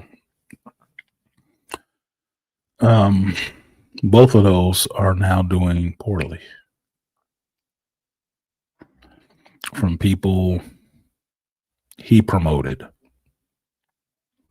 Which is why ultimately it is his fault. But that does not make KK a victim. She is not a goddamn victim. She is not a victim. She is that bitch punching you in the face. And then when you grab her by her collar and want to drift her back and the police show up, he's just abusing me. That's who she is. She is not a victim. Quit trying to paint her as one. No. She is the self-styled architect of her own demise in her career because she thought she was better than everybody else who actually created something that she didn't. And if she was creative, she would have made her own shit. And she never has and never will. Only thing she's done is try to remake and repurpose somebody else's stuff and other people's ideas. And it doesn't work. It has no soul. It has no intelligent spark because her ideas are in fact shit. Yeah, typical. At your highest level. You gain the highest seat and you still crying victim. I guess the only thing next is to have a female president so she can say, it's not my fault. It's Congress's. It's everybody else's. So you can hear that same shit then too, right? Then she can send the country to bed. Y'all go to bed. I don't have to explain myself to you.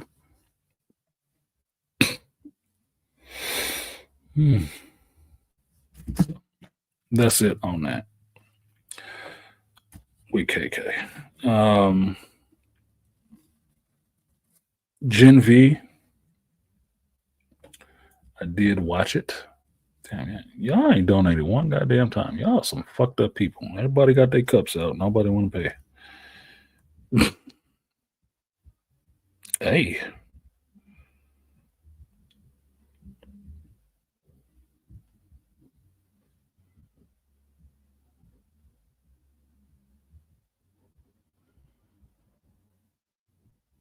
Looks hungry.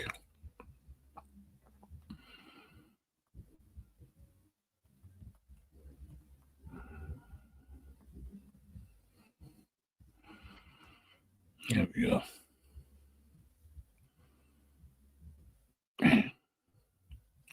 Make it hard to entertain you motherfuckers. I had to get drunk. This is a job I'd quit.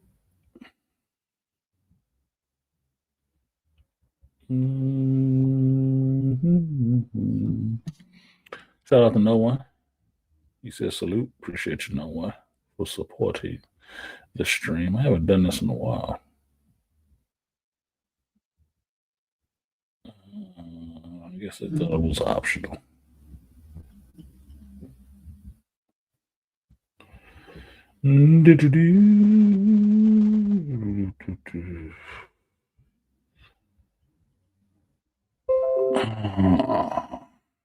Shut up, Jeffrey. Shout out to No One. He hasn't been here in a while, so, and I haven't used these in a little bit. Not because I haven't got donations, it's just because I was rolling on with conversations and didn't mean to do it. So I will give you the 3B salute. Appreciate you, No One.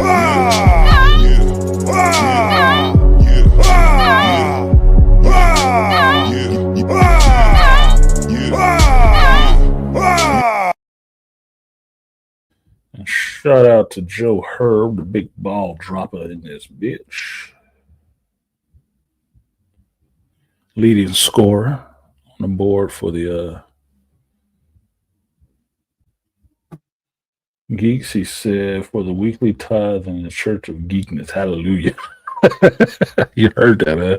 Appreciate you, Herb. See, that's a good Catholic boy, boy. You know how to pay his tithes. Appreciate you, Herb. I'll give you that red, man. Oh, yo, I'm doing all right. Yes, sir. I get an attitude when my money ain't right. The team don't want to see me rich. I bet they all back down when they hear the click. Oh, yo. I heard that in a while. Haven't heard that in a while.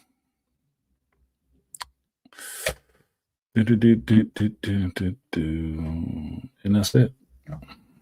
Write that shit down so I do not forget.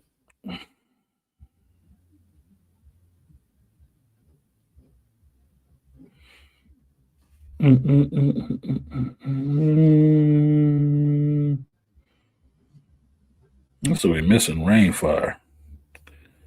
Rainfire right here. All right, so I will drop this link. I'm almost 2 hours in, so I'm gonna drop the link now so y'all can come in. If not, I will get out of here, and I may go back to playing. I need to work on some videos. I thought about going back and playing, Marvel Rivals, playing the Marvel Zombies TVE that they have up. But only Beastly Nerd would give a shit about that. But I can tell you this, Beastly, that is a little bit more fun than playing quick play. But the problem is it moves faster than quick play, which is irritating. It got me to finally using Blade, that's for sure. You don't know how much work it took to finally get an MVP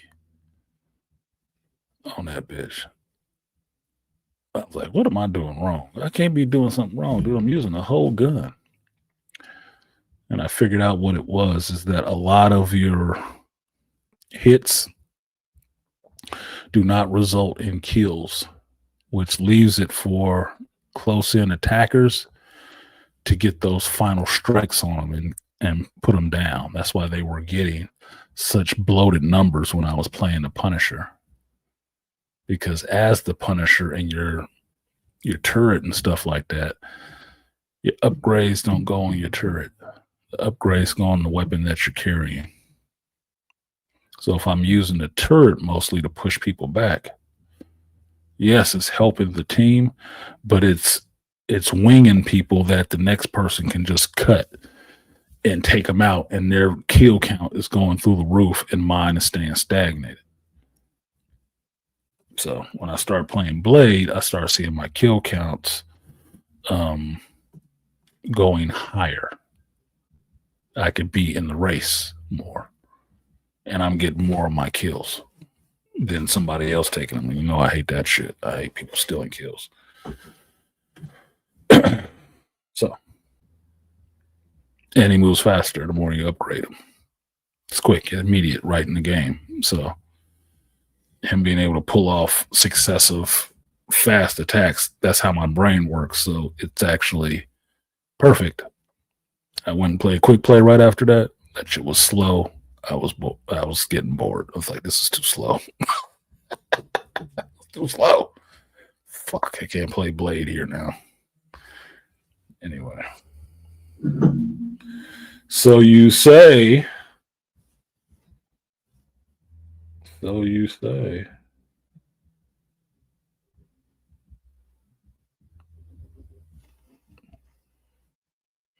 just took the black polish off.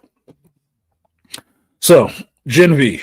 I have not watched the finale of Gen V because episode 7 was actually exciting, surprising in some ways. And I went over this in my review on Patreon. But I think I figured out how it was working now. Without watching the last episode, I figured out how it was working. So what you end up finding out is that in episode 7, Hell Week, which was the penultimate episode, not the last one, you found out that Cypher was not actually Cypher. Meaning, the person that we've been calling Cypher this whole time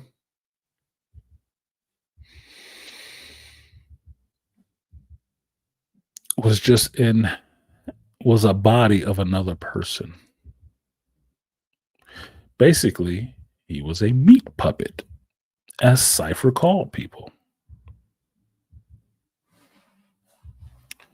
It was just a regular guy named David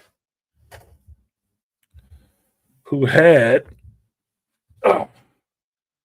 no compound V in his body because he's not a special.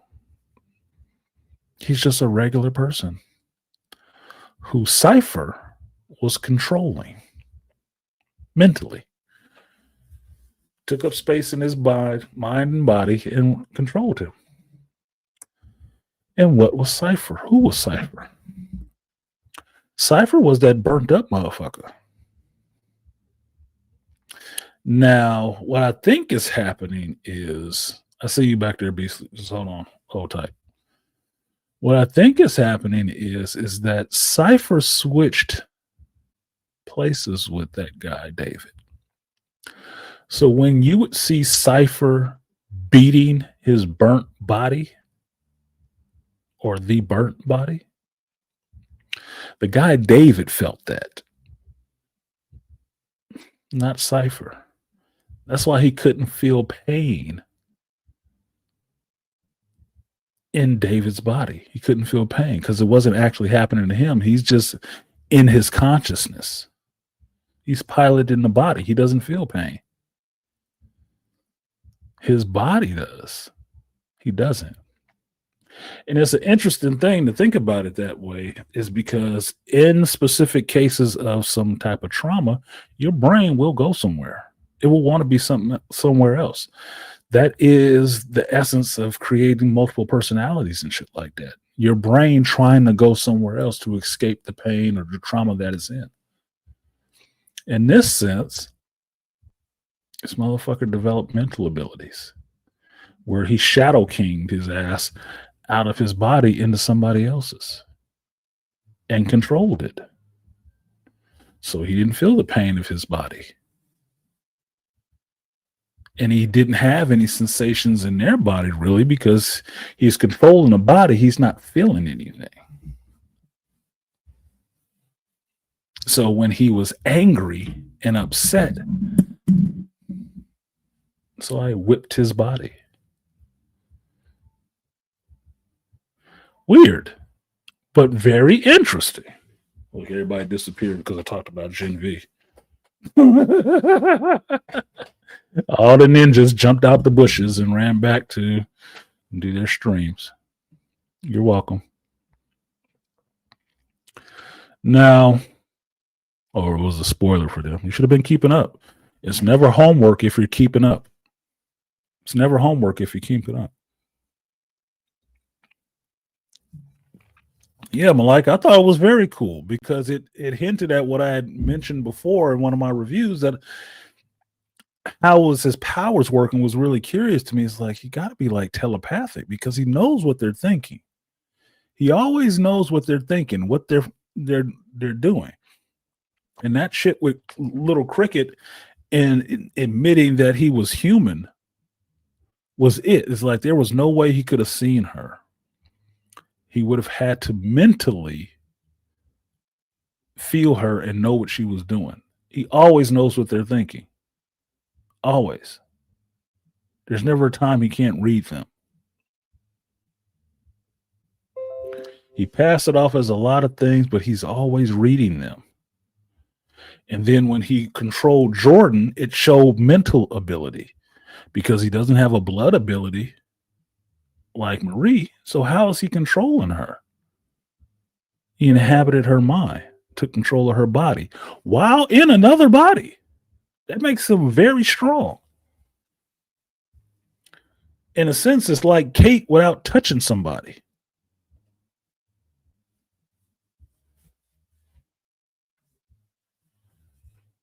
So, yeah, good character development. It was a twist, sort of. I still don't believe that he's Godolkin, but even though I went back to verify it for myself, it's like, okay, he is Godolkin. But that still doesn't answer the question about the burnt up man. Does it? Like, okay, whatever the fuck. Fine. I still don't think he Godolkin. I think he was a burnt up man.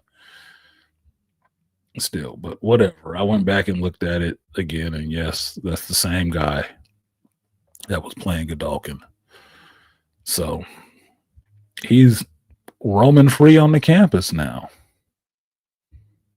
in episode 8, and he's going to do his apocalypse best to cull the herd and throw away all the shitty powered people and just keep the ones who were superior. You could have used him in My Hero Academia. So that was interesting. Very interesting. Most of the other stuff in the episode, not so much.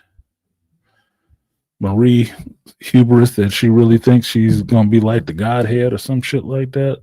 You still need to show me how bloodbending powers and how this bringing people back to life and fixing their powers stuff works. But, black woman is God. She's going to be the new Dr. Manhattan. Okay, whatever. Just explain it. Just give me a decent explanation in the story for it. And I'll accept it or I won't. I didn't watch Gen V myself because I was never into The Boys. Is it better than The Boys series? Herb, it is a little different than The Boys series because it's younger people. It's still in a boys universe, which means it will be gory, it will be sexual and perverse in some ways.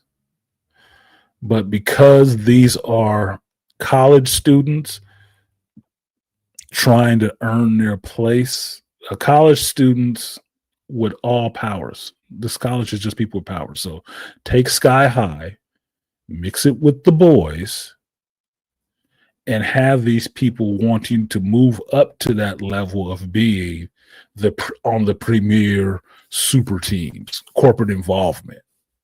And you get it. It's like, okay, this could be interesting. And it has been interesting. I'm telling you, if you watch the first season of The Boys and you watch the first 2 episodes, if you didn't like it by watching the first episode, if that didn't intrigue you to watch it, you ain't got to watch shit else. Because that first episode was like, oh my God, where do you go from here? That's what it was. And it was interesting. So the first couple episodes, it was taking a little bit of this political slant that I wasn't liking. And by like episode 6, it was dropping out. And so I think they just got back to the story. But it's because they had to rewrite this season because one of their lead actors died. So they rewrote the season. So I'm guessing, hopefully, well, no, I would think it would be this end part. This finale part is all the rewritten stuff. The first couple of episodes, the first 5 or so, were probably the original formula where they can just, plug and play Andre out of that and put his father, Polarity, in there. This last part where it's a big crescendo, that's probably the part that they actually really wrote a lot new stuff for because Polarity is involved in it. And his powers are fixed. So maybe that's the rewrite, or maybe that was the original and he's just taking Andre's place. I don't know. But the political shit did drop out of it and get into this, she can be a god stuff or the savior, put it that way. She could be a check against Homelander.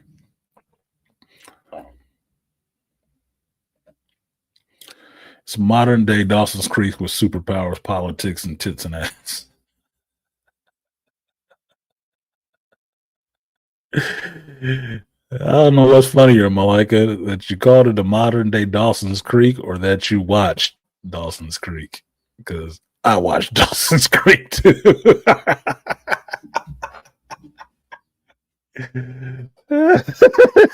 I ain't judging you, homie. I'm just laughing. Like, wasn't the only one, huh?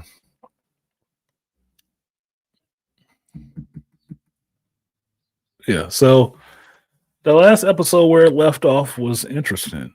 Annabeth having visions, seeing her sister dying, which I think her sister would have to die.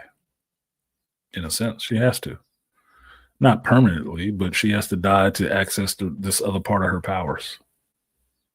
Be able to bring herself back from death, which would make her functionally immortal. That's the only way she would be able to beat Homelander. Because, yeah, she can mess with his blood, but he get his hands on her, it's over. It's Oversville. You'd have to be able to come back from that. If you can resurrect yourself, you can come back from that, so you'll be all right. That would be the check. Otherwise, you get laser eyes or bloody hands, man. You wear red gloves for a reason. You got the beastly nerd up here. What's good, Beast? It was good. You got to cue the Dawson Creek music. I don't want to wait for I don't want to wait for the time to be over. Look at Malika, guilty as charged. Look, man, I'm not judging. I watch a lot of weird shit too. I watch. Who the hell did watch Dawson's Creek? I watched Party of Five. I watched I watched television. Shit, I watched a lot of the Vampire Diaries, nigga. You talking about good, wholesome family content? I like family content. I do. I had a family. Seventh Heaven, Dawson's Creek, Gilmore Girls. Seventh Heaven. I didn't watch Gilmore Girls though, and I didn't watch Charmed, even though I knew Charmed. I touched base with Charmed every once in a while. Theme song is stuck in my head now. Look, Herb, you got Herb hooked. Got him.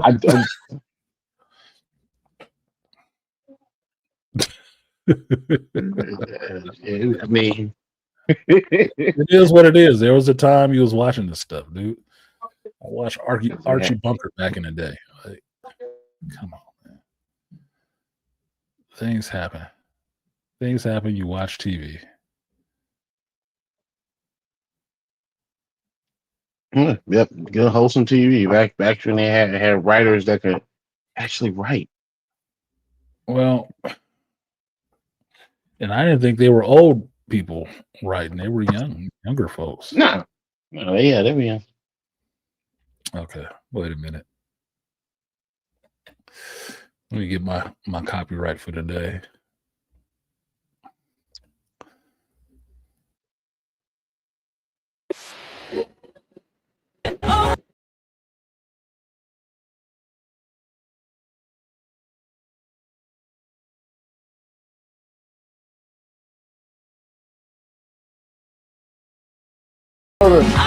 That chance, Like, who came out of that? It was like an all-star cast of people that came out of that show. Yeah, Katie Holmes. Katie Holmes. Mrs. Cruz. Mrs. Cruz number 2. Well, wasn't she riding the Fox train for a little bit? Riding the Fox train. She like BBC now. Yeah, shit.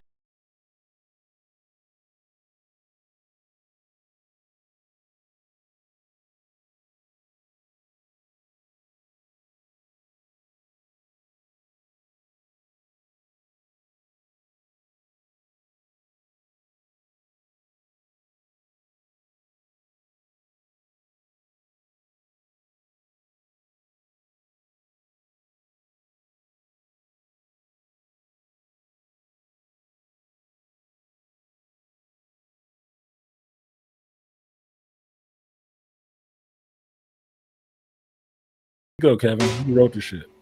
I asked for my Leica.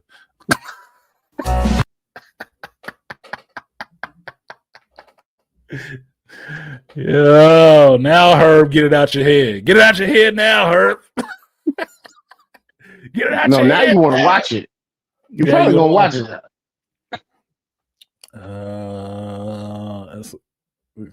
What did he say? That's my theme music. May the CW and the WB be with you, right? Look, man, people bagged on the CW. You know what you were getting with the CW. There was some good stuff on the CW. I can't complain. I watched Smallville on the CW, dude. Come on. Yeah, I was into the superhero supernatural shit. I mean, they had all of the DC shit at one point on the shows. Smallville, Buffy came out on there. Buffy, there's a lot of good stuff on there. If it wasn't Buffy, Buffy. I was that deep into the WBCW back then. You know what you like, man. You know you're a geek shit. Buffy. Then I watched Charmed. And then after Charmed, when Supernatural came up, I watched the fuck out of Supernatural. He said, "Not a chance. It's coming out of my head now." No, it ain't. No, it ain't. Play it again, artist. No, hell no. It ain't going nowhere. You gonna fix you. You gonna fix you. You broken, sir. You're gonna enjoy this white suburban California music, right?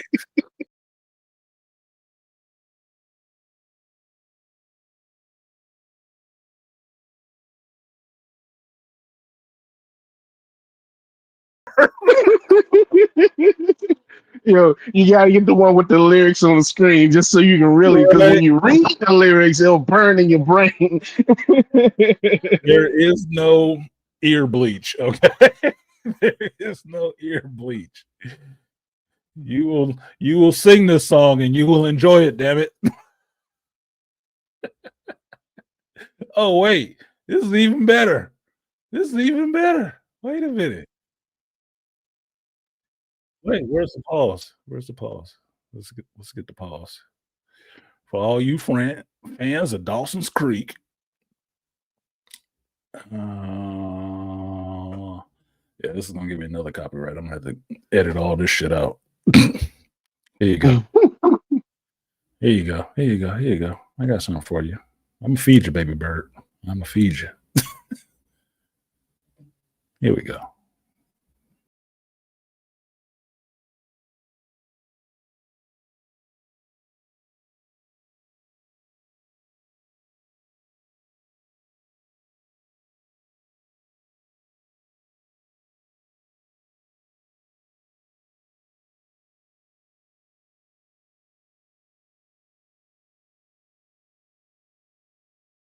Him? Holy shit. Wait a minute. Let me back up a sec. Dude, that's the dude from Fringe. I didn't know that. I didn't watch enough Dawson's Creek. You be surprised when you go back and Holy watch all shit! them old shows. You be surprised was being these shows and I never made that connection that he was Pacey. I didn't make that connection. I just like that dude on Fringe. I didn't know that was him. Holy shit.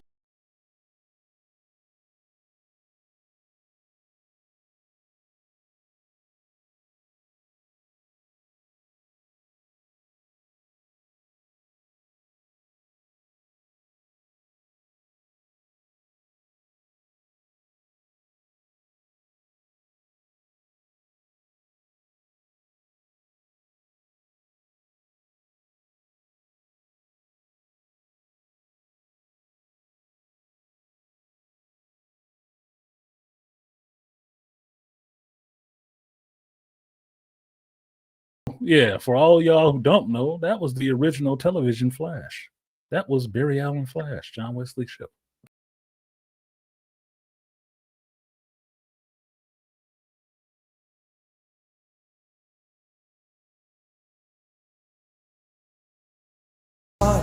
That's the one thing I do like about Warner Brothers. If you have been in a Warner Brothers project, at least in the DC space, they bring you back. They'll use you for voice acting. They'll put you on the screen as a character. They will use you again. I liked it when he was on The Flash. They brought him back as Jay Gyrick. I'm like, hell yeah. Hell yeah. Golden Age Flash? Mm-hmm. Yes. He's still a Flash, dude. He got to play Barry and Jay. Like, dude, he batting 1,000. Look, I forgot Amy Adams was in Smallville. She was on the episode of Smallville, and where you see her pop up again in another Superman project as Lois Lane. It happens. They cycle this. Like, if you watch Smallville, Clark's mom, Martha Kent, yep, that was Lana Lang in the Superman movies. Annette O'Toole, that's what she was, Lana Lang in the movies with Christopher Reeves. So her being in Smallville playing Martha, like, oh, you moved up. You don't even have to be Lois. But then Lois from the movies came back and was Dr. Swan's. Like, it's a cool thing that Warner Brothers does, at least with DC properties, that they move these people around like that. They bring them back. That shows some love. Marvel should probably adopt that shit. They're smart. If Star Wars was really smart, they would do some of that shit, but they can't. Oh, wait, but they're just gonna blame Iger. Iger didn't recycle these people now, like with this bullshit article. I'm like, all right, whatever. look at Malika throwing the fires in there, boy. He had his life for the Dawson Creek theme song. That's what's up, man. Making people smile. That's what I like. I ain't even a stand-up comedian. The show was wider than a sheet of paper.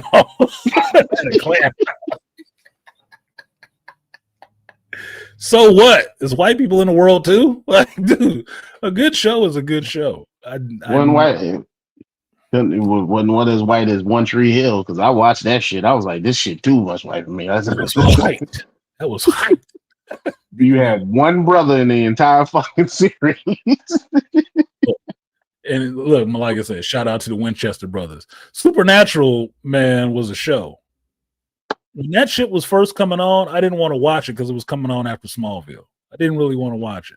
I watched it a couple of times. That shit was pretty good. That show, staying power, dude.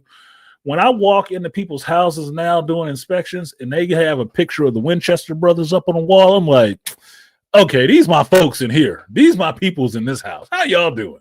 We can talk. You don't get the business side. You get the geek side. Like, that's a cool ass poster, bro.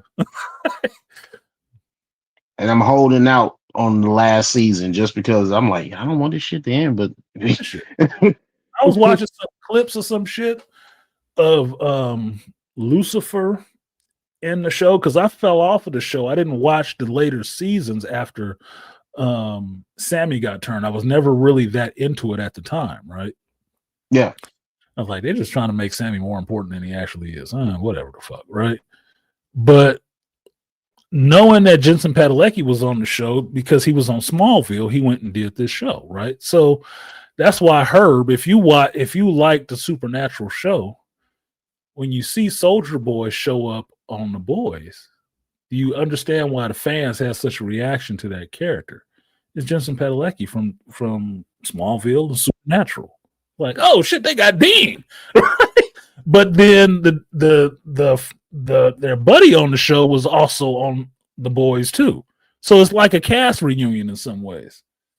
And they supposed to get Jared, the dude that plays Sam, Jarrett, is supposed to be on the next season of The Boys. Last season, yeah. We'll see. If he shows up, it'll be awesome. They'll have a whole cast of the whole lead cast from the Supernatural show on The Boys show. It's fine. They had The Boys on The Boys. What's up, fellas? You know, next season they should make a theme song. If you hear any noise, it's just me and the boys. It's just me and the boys. I mean, I'm gonna tell you, the only sitcom or episodic show that had a whiter song that I could think of than that Dawson's Creek. I don't want to, was Making My Way Downtown. That's 1,000 miles. I forgot her name since I started laughing at that joke too. I know her name. I know that chick's name. When you hear wait, that was a theme to somebody's show? Well, it was more of a movie theme than a show, so I'll give you that one. So, like the 1980s movie that song came from was Mannequin.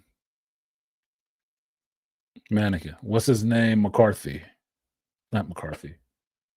He's one of the Brat Pack. But Kim Cattrall and him in Mannequin. That was the ending song for Mannequin. It's Go ahead, Charles. I actually remember that movie. Jeez. I'm getting old. Well, I'm not getting old. I'm getting refined. I saw some of the Gen V stuff. The second season. I guess it's a slow burn and a slow turn because I like the first season a lot better. Mm-hmm. But I need to rewatch some of the episodes because some of it is like, when you feel like you missed something, and I'm like, something doesn't feel right. But I don't mind it. I like the fact that they're actually continuing the Boys franchise to another show. Why not? I mean, would it kill Amazon to give me another season of Legend of Vox Machina out? Come on. No, that takes a little bit more time. That takes a little bit more time. I need my fix. I mean, look at Invincible, man. They have to literally clown themselves on how long their seasonal breaks are in their little shorts. So I get it. I get it. So Malika, one sec. Here you go, bro. This will help you out in a second.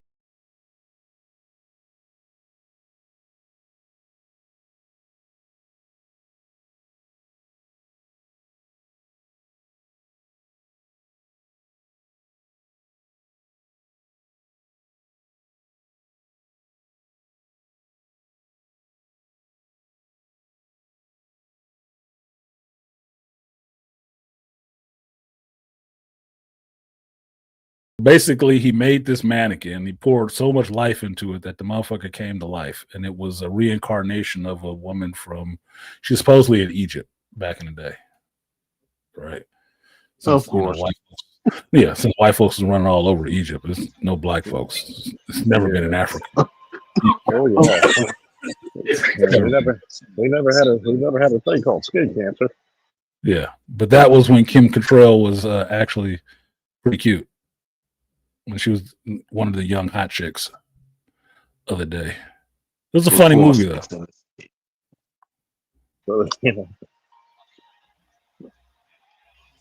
Pretty funny movie. They made a couple of them. I think they made two for sure. I'm not sure if they made a third one. If they made a third one, it was like some made for cable shit that I never watched. But they did make two. It was funny. I think it's funny because now the past is becoming the future because now you have the dolls that you can bring home. Right. Mannequin 4, 2025. You are so good at everything else.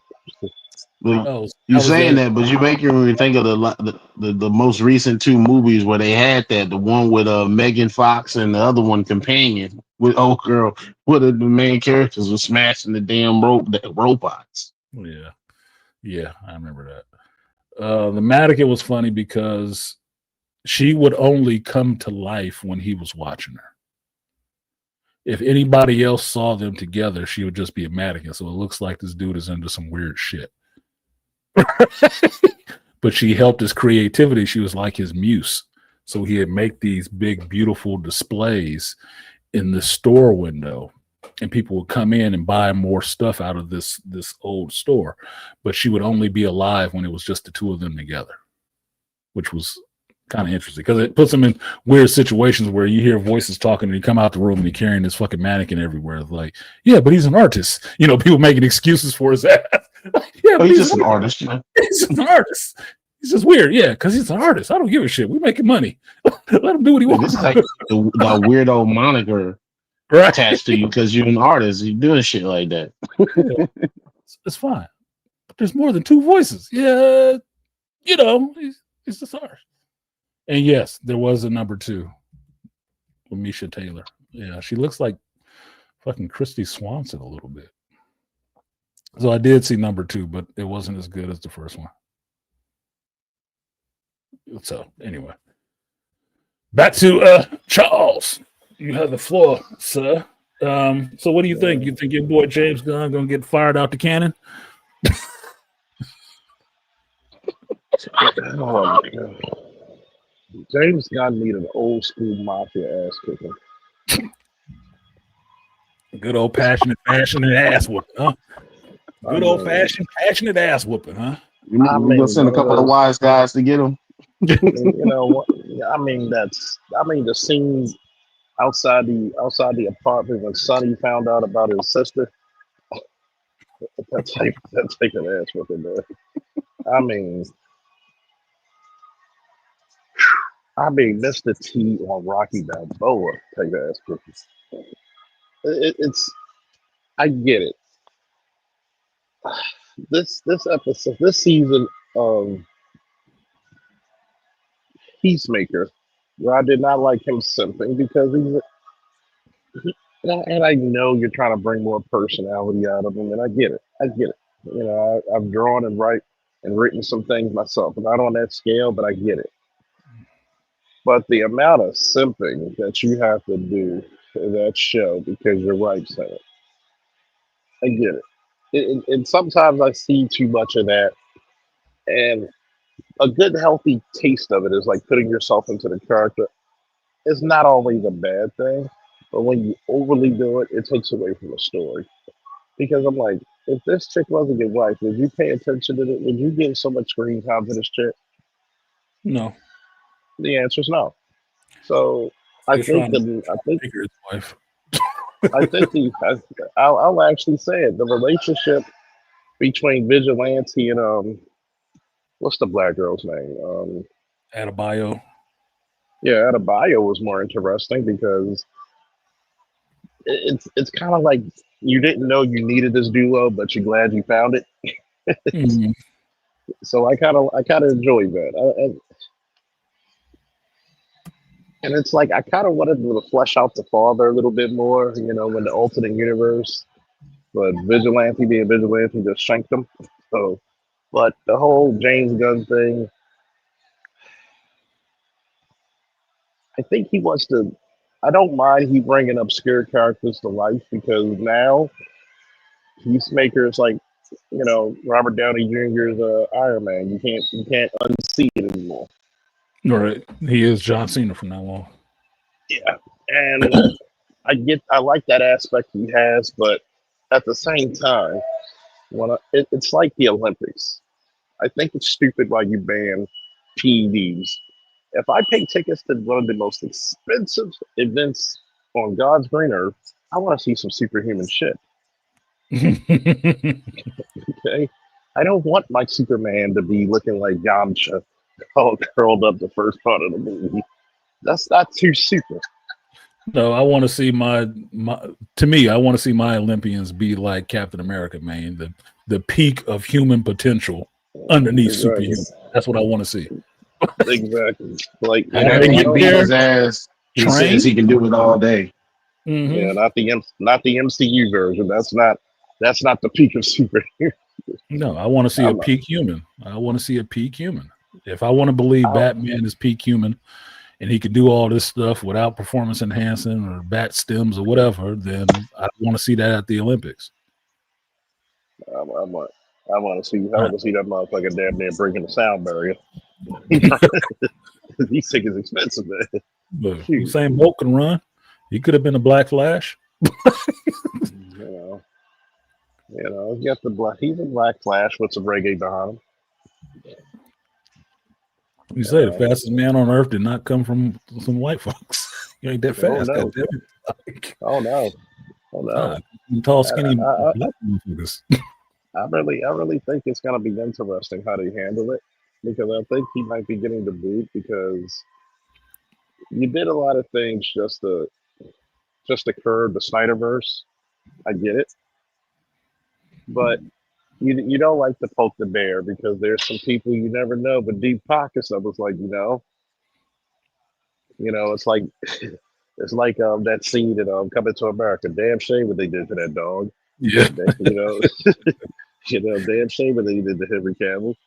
Yeah. It'll Well, be like, you gonna bring here's it the back. thing about that shit. Me and JT were talking about this last week after the stream, right? We went and met him and his family for his birthday, and we sat down, broke bread and had a meal. And we were talking about the shit, right? And since we know that James Gunn and Zack Snyder are friends, right? They know each other.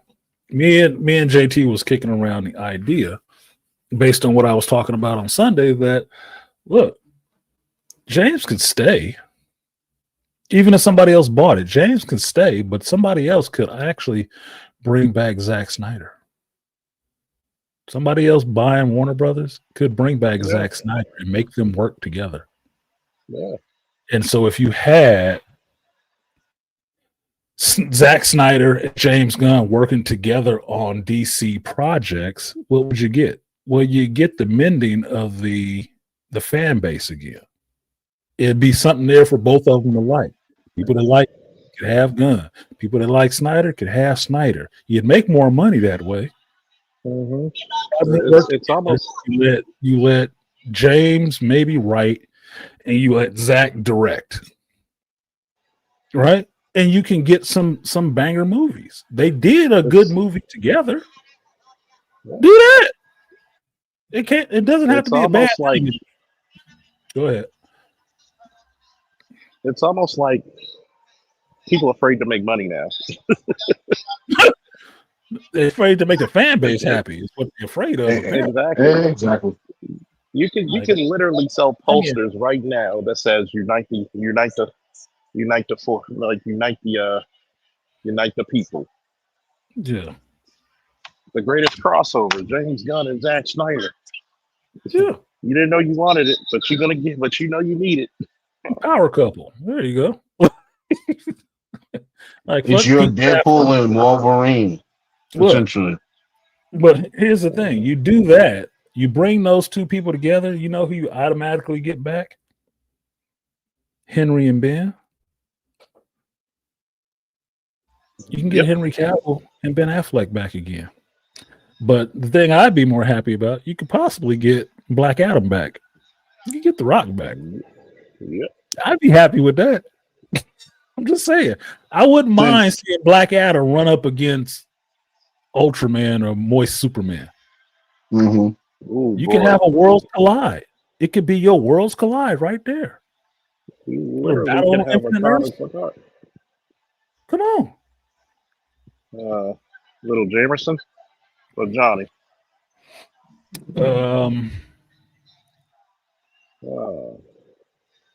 I'll put my good glasses on. Hold up. There we go. You at that age now. You're over 40, motherfucker.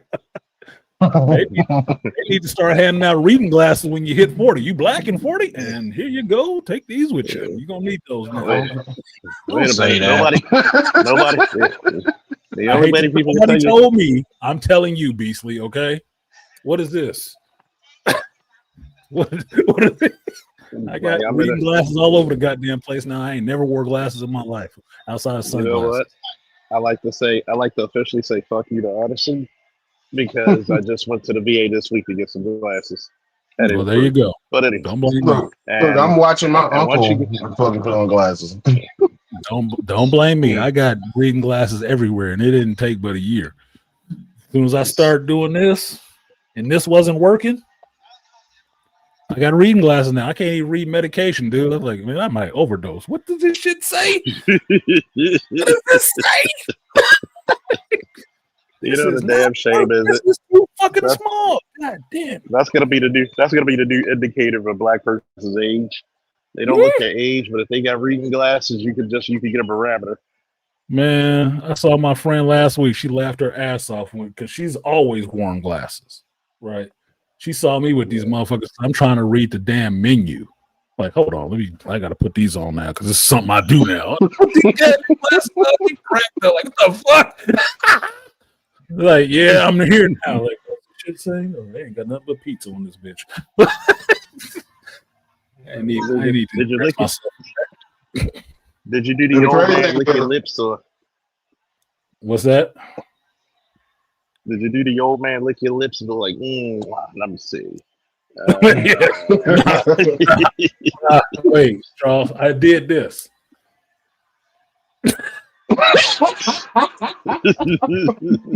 Gotta tilt the head up and like, Okay, that looks too sweet. No, I don't want that. I want the beer. That's gonna give me gas. Nah, I'll pass on the pizza. I'll just have a 7-Up. I had to put it at the end of the nose. I had to do that. When people look at people talking to you. Yeah, I think BGS cursed me because he asked me a while ago, how did I make videos on my phone? And I said, oh, no, it's a problem. I can see it. I can't make videos on my phone no more. I got to put these fucking bitches on to do anything on my phone now. Anything. Damn. Like, fuck. I mean, the crazy thing with me, I'm technically supposed to be wearing glasses. I just fucking don't.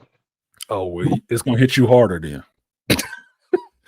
Beast, you better live up to the character, get your goddamn glasses, and start reading. That's the whole point. I was like, as soon because if people like, you wear glasses, I said, I'm only supposed to wear these motherfuckers for reading. Yeah. Not when I fight. Only when I read. Look, I'm actually the opposite. Herb, you squinting your eyes all the time? You need some glasses now, homeboy. You got some some health care. You better go get you a pair. Yeah, because I got astigmatism, so I'm technically supposed to be wearing fucking glasses when I read. Yeah, next you're gonna be smoking weed because you got glaucoma. Quit it.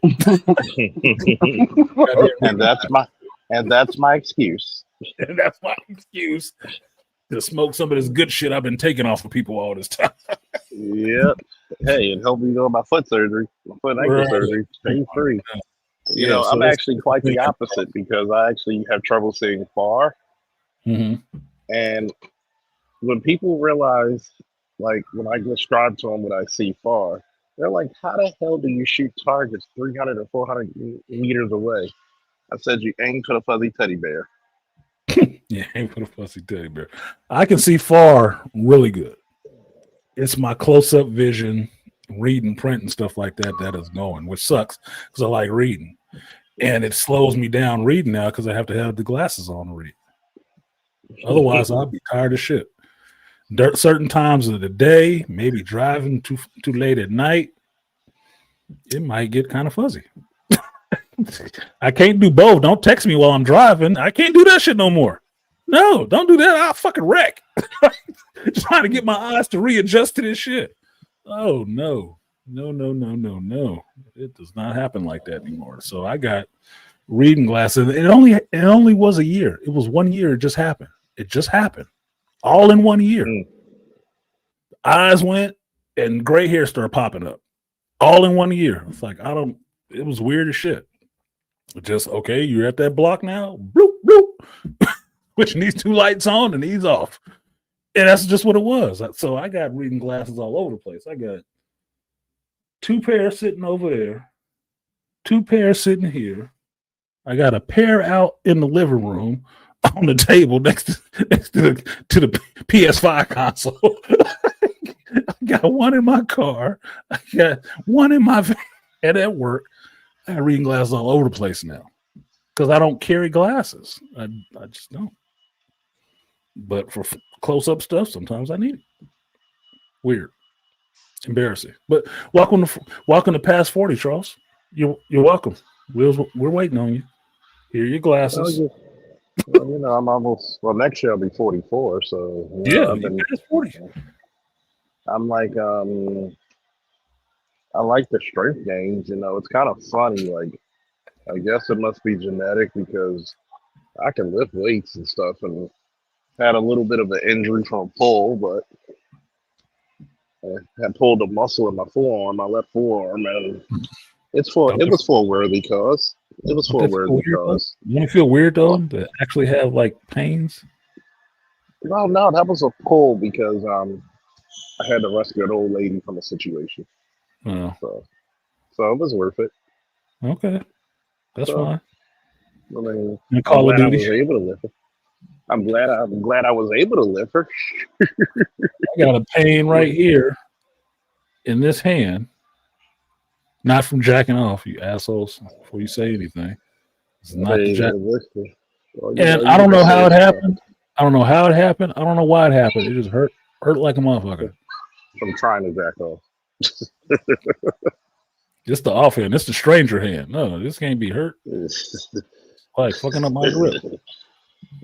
That's who I cheat with. And like it says, stigmatism suck. I'm your bifocal brother from another mother. Oh, yeah. Yeah, my mother told me that to get some bifocals. I told her, I am not that old yet, Mama. What the hell are you talking about? I ain't never wanted to slap that woman so hard in my life. Like, talking about some bifocals. Well, they got the invisible. They got the invisible bifocals now. Yeah, there's no line in them. Unless you really want people to call you old, it's a line.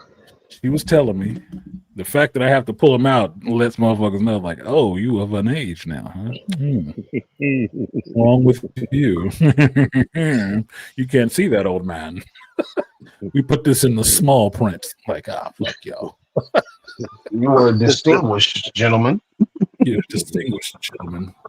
I had a gray hair on top, and I got like, what?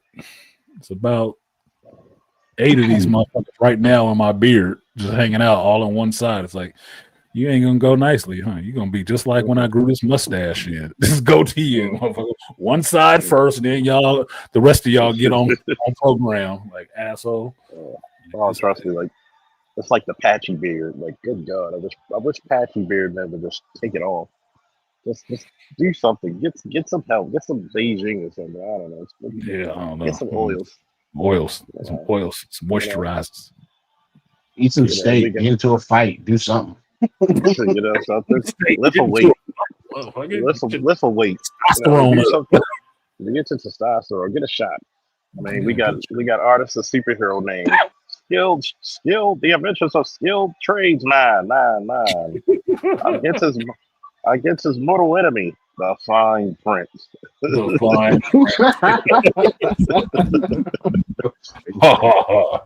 You didn't know you signed over your kidney. Start hitting your ass with those words. Like, fuck. I broke my glasses. I guessed at what it said. Shit. Now he's getting help by his sidekick called Handy Boy. Not Handicap Boy. That's the other kid. The Handy Boy. Hand me the wrench and my glasses. Boy. Hand it to me, boy. Yeah. So, Beast, what you think about this? Since we're talking about old shit, what do you think about this James Gunn shit with Warner? You think he out? You think he gonna have a job? Or you think he can get some different orders? I don't think he's out. I think that I just talk. It's speculation. I mean, I think it's funny that now that excuse me, the mystique has worn off, and around the Superman shit, you see that it didn't even beat your boy Black Adam in streaming. Black Adam had more streams than Super, so that should tell the world that maybe this shit wasn't as good as you thought it was. Because if it didn't beat Man of Steel in the box office, and it didn't when it got put on HBO Max, it didn't beat Black Adam in streaming. Wasn't that good? And that maybe James Gunn shouldn't be the head of this, or as we keep saying, he shouldn't be trying to build this shit by himself. Well, I would say that one, it ain't we.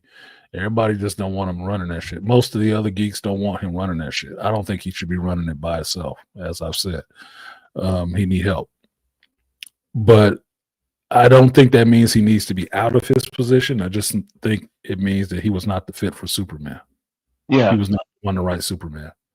He could write Peacemaker. He could write the Suicide Squad. He cannot write Superman. That was not it. I would even trust him a bit since he's so depraved in some ways. I'd trust him to write The Authority. I don't trust him to write Superman. I didn't think, from watching the trailer, I didn't think it was a good fit. And I wasn't sure how it was going to work because it was too many characters in it. I was like, this is supposed to be a Superman movie. We got characters. You don't do solo heroes. That's what you needed. You needed somebody singular focused on a solo hero to give you that Superman story that you wanted. What you got was an ensemble cast with Superman in the front of it sometimes. Yeah. Still simping for Lois. The James Gunn simp protocol coming out. So he wasn't the one to write Superman. You could just tell from watching from what anything else that he's done. He wasn't the one to write Superman. He tried. You can't fault him for trying because there's other people who've made shitty Superman movies too. But you can't fault him for trying. But that wasn't it. That wasn't it. That wasn't even did they stick the landing, motherfucker. They flipped off the bar and went off to the side where the catchers couldn't get them. and personally, yeah. And so when you think of James Gunn, I don't think of him Superman writing Superman or doing Superman. Who I would have given Gunn. If you had to give him a solo hero, fucking Guy. Give him Guy, because that's more his speed. That would have been right up his alley. More his speed, or hell, even Plastic Man. No fun. Give him if you're gonna give him a solo movie, give him Guy or give him Plastic Man. Give him those goofy characters that you can actually that are main characters, but that you can play around with and do weird, stupid stuff with. But you don't do that. Don't get you. Gunn is not the person to write Superman. He's damn sure not gonna be the person to do a Batman movie because that the Brave and the Bold. I'm like, oh hell. This shit, because you do not, because I'm already not liking who you got the Robin that you're running with. You're running with Damian. I said, look, I like Damian, but but Damian to me is too much of an asshole. Why not just do Tim? Because people love Damian right now. The only other Robin that I could see in this generation that them using that would work for the modern audience would be Damian or Jason Todd. But you'd have to do that as a Red Hood. Yeah, people loved him. I'm still mad that Nightwing ain't getting his love, man. Y'all passing over. That's what I'm saying. Y'all passing over Dick way too much. That's why I said I either want Dick or Tim. I don't want the pause. Unfortunately we have to say it because it's fucking name. But I want Grayson or I want Drake. I don't necessarily want Damian. I'm like, how the fuck we gonna skip over Robin number 1 and Robin number 3 and go straight to Robin number 4? What the hell? Because that's the most popular one, and like I told you about media in Hollywood, it's always about what's the last thing in people's consciousness for them to remember. Everybody will remember Damian. They won't remember Dick. It's called recency bias. Yeah, recency bias. And it's like, my son would tell me Mayweather's the greatest boxer ever. I said, kid, go do your homework. I said, so you telling me he's better than Sugar Ray Robinson? You telling me he's better? Get that undefeated bullshit out your mind, because he mostly fought a bunch of dudes out their prime. Yeah, I said, go to figure world title 5 times in 1 month and show me. I said, when did Mayweather have a psychopath moment? Like, I'm going to challenge this guy at the peak of his at the peak of his power. Never. And Look, I've said it before and about Mayweather. He's a good boxer, but look, man, you always fought people on a downhill slope. I want to see him lose and then come back from losing and fight again and become champion, because that's when he's gonna get a real fight. But otherwise, he's smart. He's a smart boxer inside and out the ring. He knew when to fight people. Mm-hmm. That's what either before or after their turn. Exactly. Yep. Somebody put him on the ass. I want to fight him next. Mm-hmm. I want you. Yeah, Remind me of this commercial. Remind me of this commercial. We had this MMA guy. It was funny as hell. Like, yeah, you know what? I heard you talking a lot of shit about me, John Jones' daughter. Like, she's only 4. Yeah, but I heard her talking shit about me on Twitter. Mm-hmm. Yeah. I heard what she said. Her daddy was there laughing. Beat her ass. I said, no. I want Ricky James the first. He's 82 years old. Yeah, but he's spry. He's spry. He got reach. Yeah, he got reach. He still got it. I mean, I look at this whole James Gunn thing and I said, look, when you look at Superman, it take Charles to bring Andre out. He need his bodyguard. Right. Right. I know Kevin. Will follow. I know Kevin Costner. He ain't no Whitney Houston. So he ain't no Whitney Houston.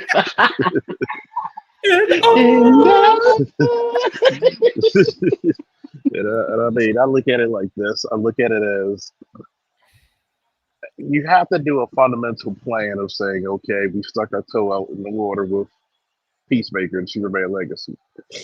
Then we get the reaction from it. And the kind of people who like Superman Legacy, I kind of judge your testosterone, and I judge your, I won't say masculinity per se, but I will judge your view on it.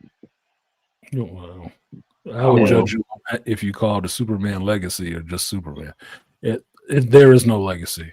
There is no legacy. That's the joke about it. Don't call that Superman Legacy. That is not Superman.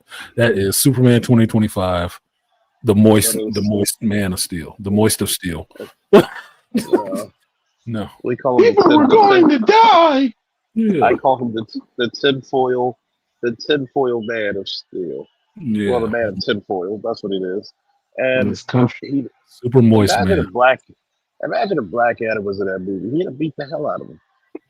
Well, it's like JT's dad said, and I got this, mind you. I did that stream Sunday. He mentioned that. I laughed my ass off.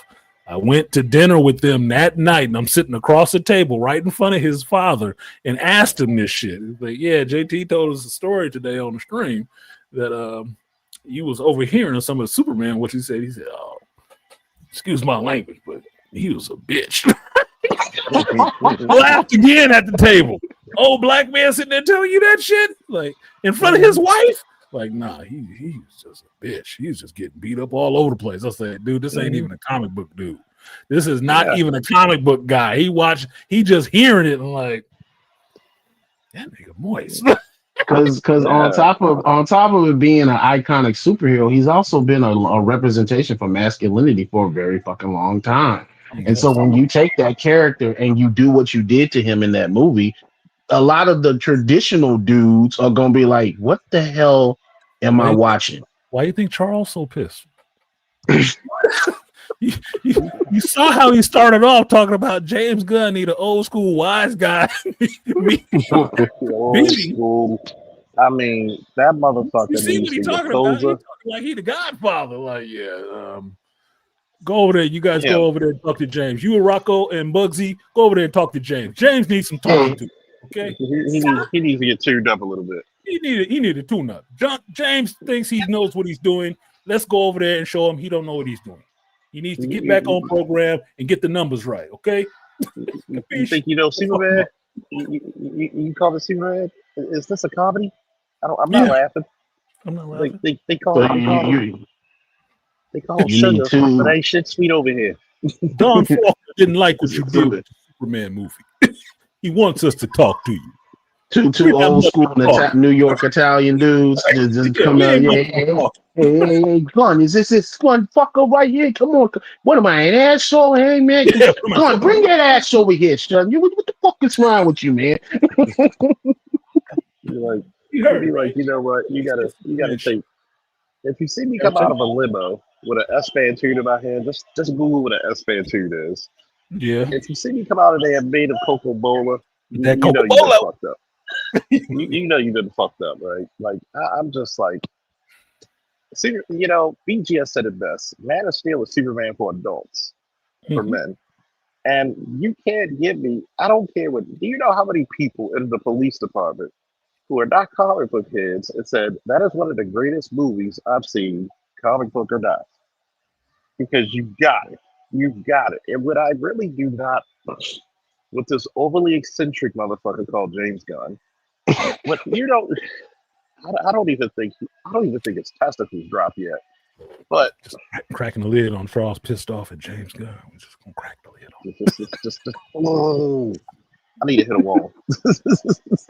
I mean, vacuum seal. That motherfucker keeping that ass whooping fresh for him. Oh no, we gotta make a pipe it hot out of the oven like Bob used to make. Pipe it hot on the oven. That shit got overnighted. I'm just like, when people said and I told my son, I said, go watch Man of Steel and watch this. And this is what I don't want, especially in modern sports. I know I'm a little there, but I'm gonna get you there. I don't like the fact that y'all have to do this bullshit about first person to score 30 points in 2 games the quickest. That's not a real stat. You're not going to the Hall of Fame for that bullshit. Let me nobody cares. There's a category in the Hall of Fame for that shit? I don't think so. What's that rule called, Charles? I forgot the name of it. They gave it a name. It's the mercy rule. Yeah. Fuck mercy. Yeah. And fuck it all. I mean, you gotta realize that that's the only mercy we respect. That's the only mercy we respect. Because mercy through hands. She through hands. You know, just like my favorite place to eat, Waffle House. Their slogan: "We throw hands." We throw hands. And I'm looking at it, and it's like everybody who watched Man of Steel got it. Especially, you know, you growing up, and you can't be who you really want to be. You have to have your coming out party, and your coming out party did not mean you were in burlesque as a dude. You know, it was like, okay, you going into your manhood stages. You know, you're gonna fall on your ass a little bit, but you're gonna pick yourself back up. I can take Superman taking an L. That's why, you know, Superman 2 is always done so beautifully. Kal-El. He is Kal-El. Yeah. You can take an L. You know, it sounds, you know, the way you said it sounded like, you know, we had Macy's looking at perfumes. Kal-El. Kal-El. For women. It's like, for women. It's like if you took Superman 2 when he got beat up in the bar and the world needed him. Superman ain't saying, nah, he said, I got to get these powers back and man the fuck up. Now, see, Charles, you said something exactly what JT's dad said. He mentioned that same scene, that the depiction was that Superman and Superman 2 had more manhood because, yeah, he got his ass kicked, but he came right back to that bar and fucked with that dude. That said, because Superman petty. He's like, nah, bro, you did wrong, though. Because even with no powers, Cal was still standing up. He still has some backbone. With no powers, he got his ass beat. He was like, damn, that's my blood. I never bled before. But anyway, motherfucker, he still got up and got his ass beat. But when he got his powers back, he made sure he came back and righted that wrong. Like, hey, bro, I think you're sitting in my seat. When he spent them around, he was petty, and he's like, here for the damage. Petty as fuck, boy. He wasn't letting that shit slide at all. That's some masculinity. That's some revenge best served cold. Like, oh, you think I forgot about you? No, I ain't forgot. I remember you. That Oh, that reminds me the first time I started boxing, and this guy busted my nose, bloody, start doing funny stuff in the ring. So I studied him for a whole week. Oh yeah, he was I was like, man. oh. So we sparred again, and he tried to do that overhand right. I blocked it with my elbow. So if anybody who knows combat sports, punch an Gotcha. elbow and see what happens to your hand. You're lucky I Yeah, didn't break it. You yeah, he spiked it. hurt You shit. spiked Yeah, his hand. yeah, he hurt Yeah. some. And by the time his fist touched, he didn't notice. He never noticed the torque in my hips. I hit him with a right hand from God Almighty himself. Like even Gabriel couldn't deliver that ass whooping. I hit him in the Ultra. so hard. I hit him so hard he bounced off the ropes, and I ducked and hit him with two clean body shots. Oh, you want some air, don't you? And I Oh, was you just want to try to breathe again, don't you? mhm. So he's trying to because it just hit him. He didn't expect it. So I double jabbed him and then did a digging right hand to his body. Boom again. And then I just put him in the corner and just proceeded for that whole round. As my nephew said, you beat the Tar Heel fuck out of him. It's just he couldn't breathe. You were just on his ass like the black on my skin. He was just and he said every blow you just threw was like cruel intentions. I love that movie, by the way. And then when he went to He the had it coming. bathroom, He had it and when he coming. went to the bathroom, he was in the bathroom for 20 minutes from pissing blood. And I said, "That's what you Ruptured the get." I could. kidney. Yeah, he was in the Oh, I bathroom hit him. trying to put his organs back in the right place. Oh, I hit him. Oh, when I hit him in the kidney, man. And you talking about? I will purposely let you swing, and I'm just gonna torque it. Boom! just boom. I think I doubled up on it just because he pissed me off that badly from the front. It's one thing if you spar and you catch him back. I get it, but when you're trying to make fun of me, oh no, we gotta get Yeah, get it back in blood. you're not going to try to embarrass me, dude. That's No, no. You're gonna have to get it for that. Oh, yeah. See, me is for me. It's usually kickboxing, and it's usually my sidekick that I usually try not to use on people. But it's the sneaky one they can't see it coming. To where I've made people not want to spar me, and they kind of low key scared. Like, this motherfucker scared to spar me. They're like, yeah. I Yeah. said, why? You said, remember when you sidekicked his ass to oblivion? I said, oh, my bad. Well, he shouldn't have been doing all his extra shit. Yeah, shouldn't have been doing. He wouldn't have got caught with the sneaky. He wouldn't have got caught with my sneaky sidekick that you can't see coming because I don't telegraph it. He got the sneaky side because he was doing some sneaky shit. So look, man, it happens. Don't do that shit. Look, I'm sitting here laughing because I'm thinking about times that I may have made an example out of people because, like I told y'all before, I'm competitive, but I don't like shit talkers. There's times I've dug into my bag of asshole and it's like, oh, really? Okay. All right, bro. This is how this shit gonna go. Go in the next 10 minutes. This is how this is gonna go. And then we just gonna let people be embarrassed. 'Cause I'm not gonna say anything. I'm just going to do. That's okay. I'm just going to buckle down and make sure this shit happens the way it's supposed to. And then you can deal with that embarrassment later on at your leisure somewhere else. I'm like Superman, the dog, Luther, there's the dog.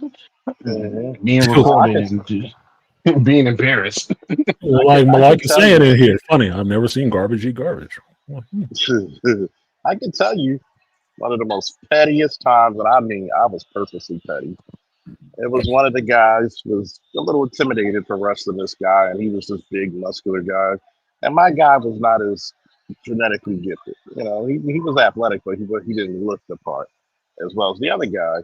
So we moved him up in weight class, and you could tell he was a little intimidated.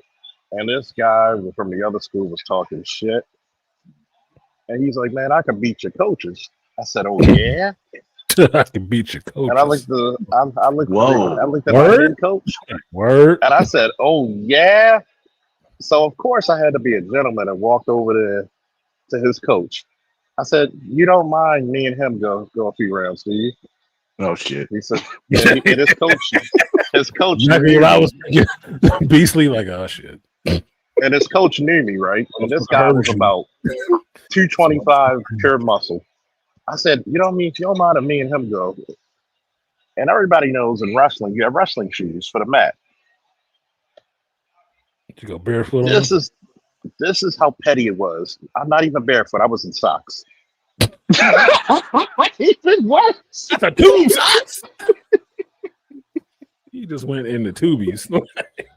So when all the matches were over, I told the ref, "Come over here, sir." And I asked the coach. And you know what the coach said? Yeah, he's been a little cocky lately for a few weeks. So yeah, Tried to give him I know you, folk. I know you. I know, folk. Just you can embarrass him. You can make him feel pain. Just please don't injure him. I promise he won't be injured. I can't promise his pride's gonna be not gonna be injured. His pride gonna be broken, but he ain't gonna be injured. His body You, will be you might want to. You might want to get the money now before he cancels his his membership. So I literally this lets you know how petty this instant was. I gave him a count of 30 seconds to take me down without any. I'm not doing any offensive moves. I'm just defending. Mm-hmm. I literally walked around him and counted, and I said, "Ref, start." And the ref blew the whistle. 30. It's 29. He tried to take me with a single leg, and I pushed him off. Remember, this is a big, strong, in his prime, 17, 18-year-old. I'm just a coach, 18. And the ref's trying to hold back his laughter because he's noticing what I'm doing. About to Pushing him unload down, sprawling. He's like, you're not even offensive. I said, I won't do one offensive move till 30 seconds. And his coach over there is dying laughing in his seat. And I said, 2, 1, let's go, buddy. I hit him with a double leg, picked him up, and drilled my shoulder into his chest. Oh, I picked him back up. very uncomfortable. And I said, picked him back up, like snatched him off the ground. Very uncomfortable. I actually got around his waist and suplexed him. I picked him back up, hit him with a hip throw. And this is the nastiest move in my arsenal that's ground. You pretty much pissed me off if I hit you with an arm throw because you're going over my shoulder. Mm-hmm. So by the time we got finished, and this is like 2-3 minutes, and I'm not in wrestling shape, but I can hold my own. And I actually pinned him. I pinned him with a double arm bar, but it's like if you grab both of his arms and you stack them with a pin, and he looks like a stripper tooting it up. It's very embarrassing. This was very embarrassing. So yeah, that was. And I actually sat in such a way where you could see me smiling, and you could see him with his ass in the air and his legs dangling up like up in the air. And I said, "What did we learn? Not to be cocky." Robert Greene's first law: never outshine the master. Remember what you said. You could beat the coaches, right? Yeah. I said, "Go ask your coach who I am." Now take your ass over there and ask your coach who I am. And I told him, that I gave him a towel. Go wipe yourself up here. Ain't that a bitch? Clean yourself up. From a scale of 1 to 10, what would you call that on pettiness? That's petty. You put that on your petty. Yeah, that's petty. That's about a 10. That's about a 9. Okay, that's about a 9 because you didn't say you took out flyers and put pictures of his ass getting pinned up all over the internet or anything like that. So that's about a 9. 10 could have got a little bit more petty, but look, he said something about the coaches, which you probably shouldn't do because not all coaches are just women that never played the sport, motherfuckers. Don't be stupid. Coaches are usually people who've done this already. That's why they want to be coaches because they care about it that damn much. This motherfucker care too much for you to be talking shit. Oh, I could take their coaches too. You thinking you living in a different generation where people don't get to put their hands on you. You can go with a coach. Coach has no problem going with you. He go with his own players. You should have looked at their face when you said that shit. You should have looked at their team and see if they was all looking at their coach like, oh shit. Yeah. I'm glad you mentioned that. You got to I'm get glad you mentioned that, Artisan, because you know what the team reaction was? it. Everybody took a step back. Like, Everybody took like 3 feet back. shit. That motherfucker Everybody said was it. like, I didn't say nothing. everybody was like, they were giggling. Clutch asses and nuts. Everybody just took a They step back. Like, they yep, were he asked they for it. they were giggling like schoolgirls. Like, you know, they were like, "Oh, this is gonna be good." Yeah, I They can't said wait we've for never him to throw seen. this motherfucker around. They said we've never seen him this level of petty. Look, They were worst of all, you damn sure don't want to challenge the coach that loves putting an ass whooping on people, because them be the worst ones. Be forgetting. I'm like, look, every coach ain't on no pacifist shit. Some No. of these coaches actually will have no problem hurting newcomers, and they waiting for somebody to test their ass because they former champions. They ain't did it in a while, but they still, because look, Charles said, look, he beat them with socks on and he wasn't even in wrestling shape. So what the hell you think would have happened if he was in He shape? wasn't even training. Yeah, he wasn't training to be out there on the mat that day. He wasn't thinking about that shit. But you said something that woke the demon up. You rattled that cage, then opened the woo! motherfucker. Dragon still got some fire in his breath. What? You didn't up. like what That's all to crawled be out of that said. motherfucker. That's all to be said. Look, man, I'm thinking like this, right? I know Charles. I see Charles. If I was that guy and I had said that shit and I turned around and saw that big motherfucker coach, I would have like, fuck. I would have said fuck. If I didn't say it out loud, I would have said it to myself like, fuck, that was stupid.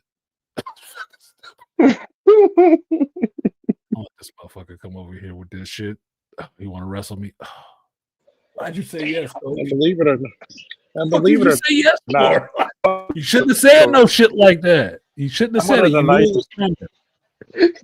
That's called instant karma, motherfucker. You shouldn't have said shit. That motherfucker showed up. Karma. Message. Shut the fuck mouth. Shut your And motherfucking believe it mouth. or not, I'm actually a very helpful coach. Like if a guy, even on the other team, if he has trouble, sometimes we'll all meet from different schools and I'll help out the other guys. Mhm.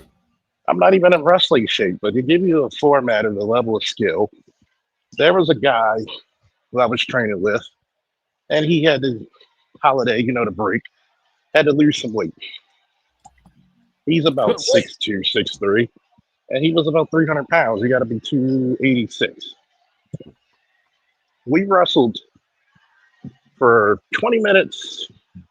We wrestled for, no, 2 hours, on and on.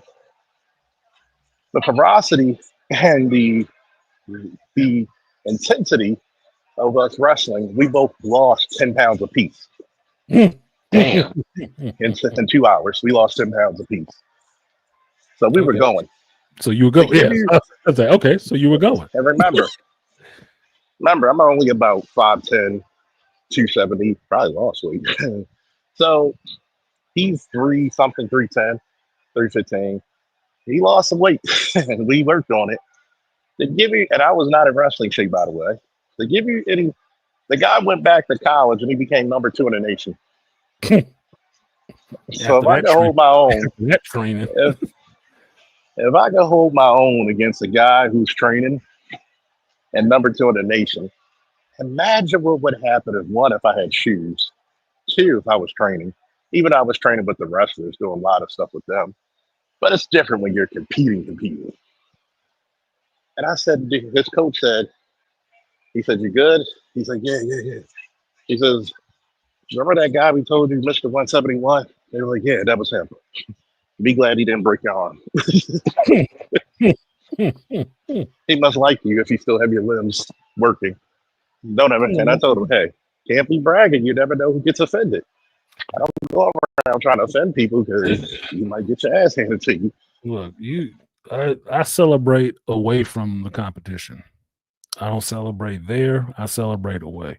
I'm not trying to make anybody feel bad. It's just what it is, right? It's competitive. It's competitive. It is what it is. You win, you lose, you go about your day. That celebration or that cuss out session happens after that shit, outside of there. And I'm gracious and humble for those reasons. I wouldn't like that shit if somebody was doing it to me. It'd make me want to punish them more if I got a chance to get at them. Just because that's, call it petty, call it what you will. You shouldn't have been doing all that shit. That was too much. That was just too much, and I just wanted to be able to remind you that was too much. What you did was remind him that was too much. You said a little bit too much. You could have said all the rest of that shit, but you should have stopped at the coaches. Yeah. It's all right to be feeling yourself, but when you start thinking you above the aroma you smelling, this piss. Knowing yourself so close. Like, no, you should probably calm that shit down a little bit. And that's just me how I thought about that shit. No worries. I'll be here another 40 minutes. But you shouldn't do that. I don't think so. I never liked braggers, and when I play now, it's mostly playing pool. But when I end up playing against people who were braggadocios like that, I always took pleasure in trying to make them shut the fuck up. I hate that. Oh shit. Yeah, I just get quiet. It's just bad sportsmanship to me. Yeah. Like I had a guy this week, I was playing 9-ball and I was warming up. I was warming up for like 2 hours. I got a sweat going on and everything at the table. And this motherfucker that had been drinking comes up to me to talk at the table. Oh Lord. You touching me. Fucking touch me. I don't know you and I don't want to fuck you. Let's just artisan real quick before I many a times where somebody almost got judo tossed by putting their hands on me. I'm like, dude, you about to get fucking Uchimata in your ass if you touch me one more time. I'm like, why? Why would you do that? I said, because I don't like people touching me and I'm trained to go. So do not jump on me or touch me or your ass is going for a ride. Right. I don't tell anybody anything. Like I told my son when he was taking martial arts, I said, this is like your mutant power. You don't tell people about this shit. Mm-hmm. But you give them the opportunity to figure out that they fucked up and not to do that shit again. After that, it's their business. If you told them, don't touch me, and they want to make a big deal of, oh, what the fuck? What happened? You don't have to tell them shit. Just if they cross the line, you let them know where the line was. You going for a ride. That's what I say. You touch me again, you going for a ride. That's all I'm gonna let you know. What's that supposed to mean? Just what it means. Look, I thought my daughter had to suplex somebody. That's my daughter, just because. Like, some nigga gonna try and throw that nigga on his back one time. It'll be like, fuck. That trip him, knock him off balance. You got it. Yeah, that's okay. He can catch his win. So anyway, the dude comes up to me and he wants to talk to me. Oh, how you doing, man? I'm so-and-so, Cam, or something like that. Yeah, I'm not shaking hands. I don't really shake hands anymore after COVID, nigga. Everybody get a fist bump. Right? You over here drinking. I used to work doing security in bars. I don't like drunk people. That's why I was able to do security. I don't like drunk people.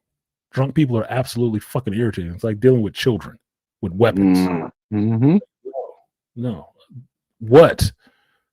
Fist bump. What? And he's asking me questions about pool. But he started with questions about me and where I was from. I was like, what does this got to do with? What do you need to know? Oh, where are you from? What, nigga? What is we trying to date? What do you want? You need to know where the fuck I'm from. What do you want? What's the question? Oh, I just want to know how'd you get so good? Why don't you play professional? He's asked me all this other shit, but he said, "What? Okay, so what was one lesson you would give somebody to learn?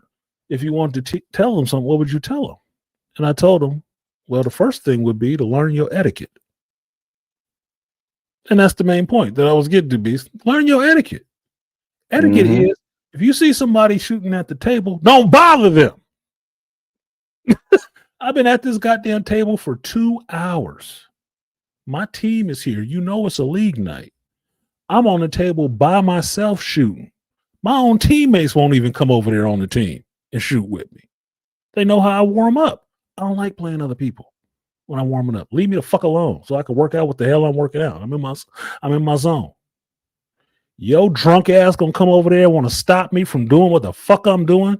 to ask me some inane questions about 20 questions about who the fuck am I and where am I from and nigga, I don't answer them kind of questions to strangers. What do you want? Yes, I look like I'm irritated because I am. I would also add to this, Charles, Artisan, black man from California. Typically, you don't ask where you from, because if you from that, if you've been around, and if you've been around them parts, you around the way, that's usually some followed by trouble when you ask that question. If you say the wrong answer, do you know so and so? I don't know who the fuck you talking about. What do you want? Where your grandmama stay? Yeah. Look, where your daddy stay? I told my facility director just this week, he pulled up on me at work. He got a new blue truck, and I'm sitting in my van outside a residence house. This motherfucker pulled up slow on the side of my window. I looked over at his ass, and he smiled and drove off. And I asked him later on when I saw him at the office, like, what did you pull up on? What was you creeping up on me for like that? Oh, no, I can't just drive up on somebody. I said, not like that, nigga. I'm from the Bay Area. You don't cruise up on nobody's side like that. That is a bad look, man. That looks suspicious. You do not do that. You don't roll up slow on nobody like that. Now, I'm telling him this because he's from Michigan. He lived out here long enough. He should know better. You do not roll up on the side of nobody's vehicle like that. That's a sign of trouble. It could have been heat exchange. Like, you don't do that. You better make your intentions known. You better drive up like you cruising and not just easing up on the window. Oh no! You have my spider senses tingle. You better blow with the Echo 1 symbol. Pull up quick. Don't pull up slow. that you had who that coming up creeping? You know them? I don't know. Yeah, nothing good happens on a creep, bro. Nothing good.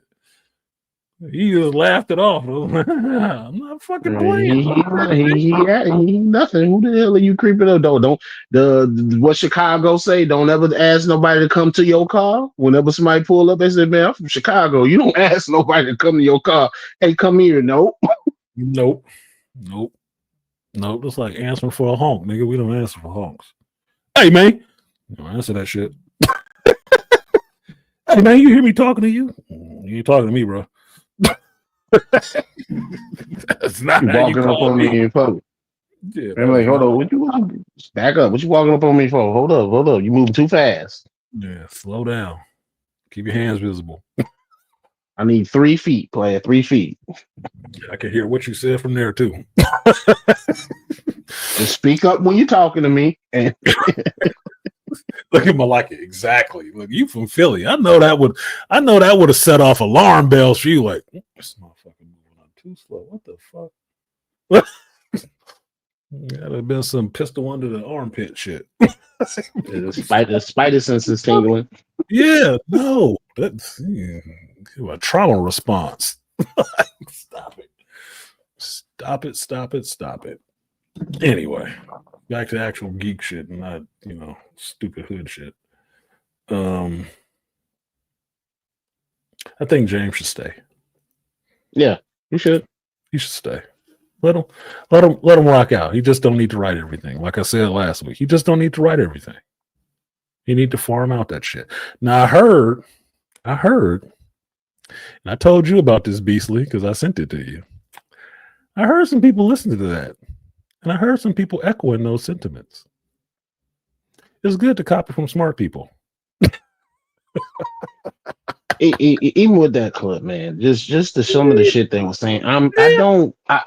I don't like the whole notion that they can't do it. That this idea of them not doing an interconnected universe all of a sudden. And especially if you call yourself a comic book nerd or geek, where we have for a long time have wanted this shit to be interconnected. I said the problem is too much studio interference and not enough good storytelling.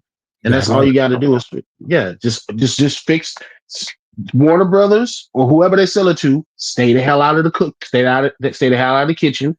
Let the cook. But they always interfering. I said the whole reason you got And they're going to. That's the problem with this shit. It's like the studio system is such that the studio has to be concerned with making money. If you own stock in a studio, you want them to be concerned with making money. But on your creative side, where you want the the geek stuff being done, you need the creative people to be able to work. So the push and pull of that shit is how do you make it work and make money and also get these things that the studio needs done for them so they can continue making movies and give something good to the audience that is creatively sound and from the property you're taking pays homage or honors that original material. That's my thing. I never said I wanted an interconnected universe. It's fun, like comic books, but it can go wonky sometimes, right? It can. Movies, it hasn't been tried in movies. Marvel did it for a little while, but they are currently fucking it up royally. I want continuity. That's it. Give me a story with some continuity.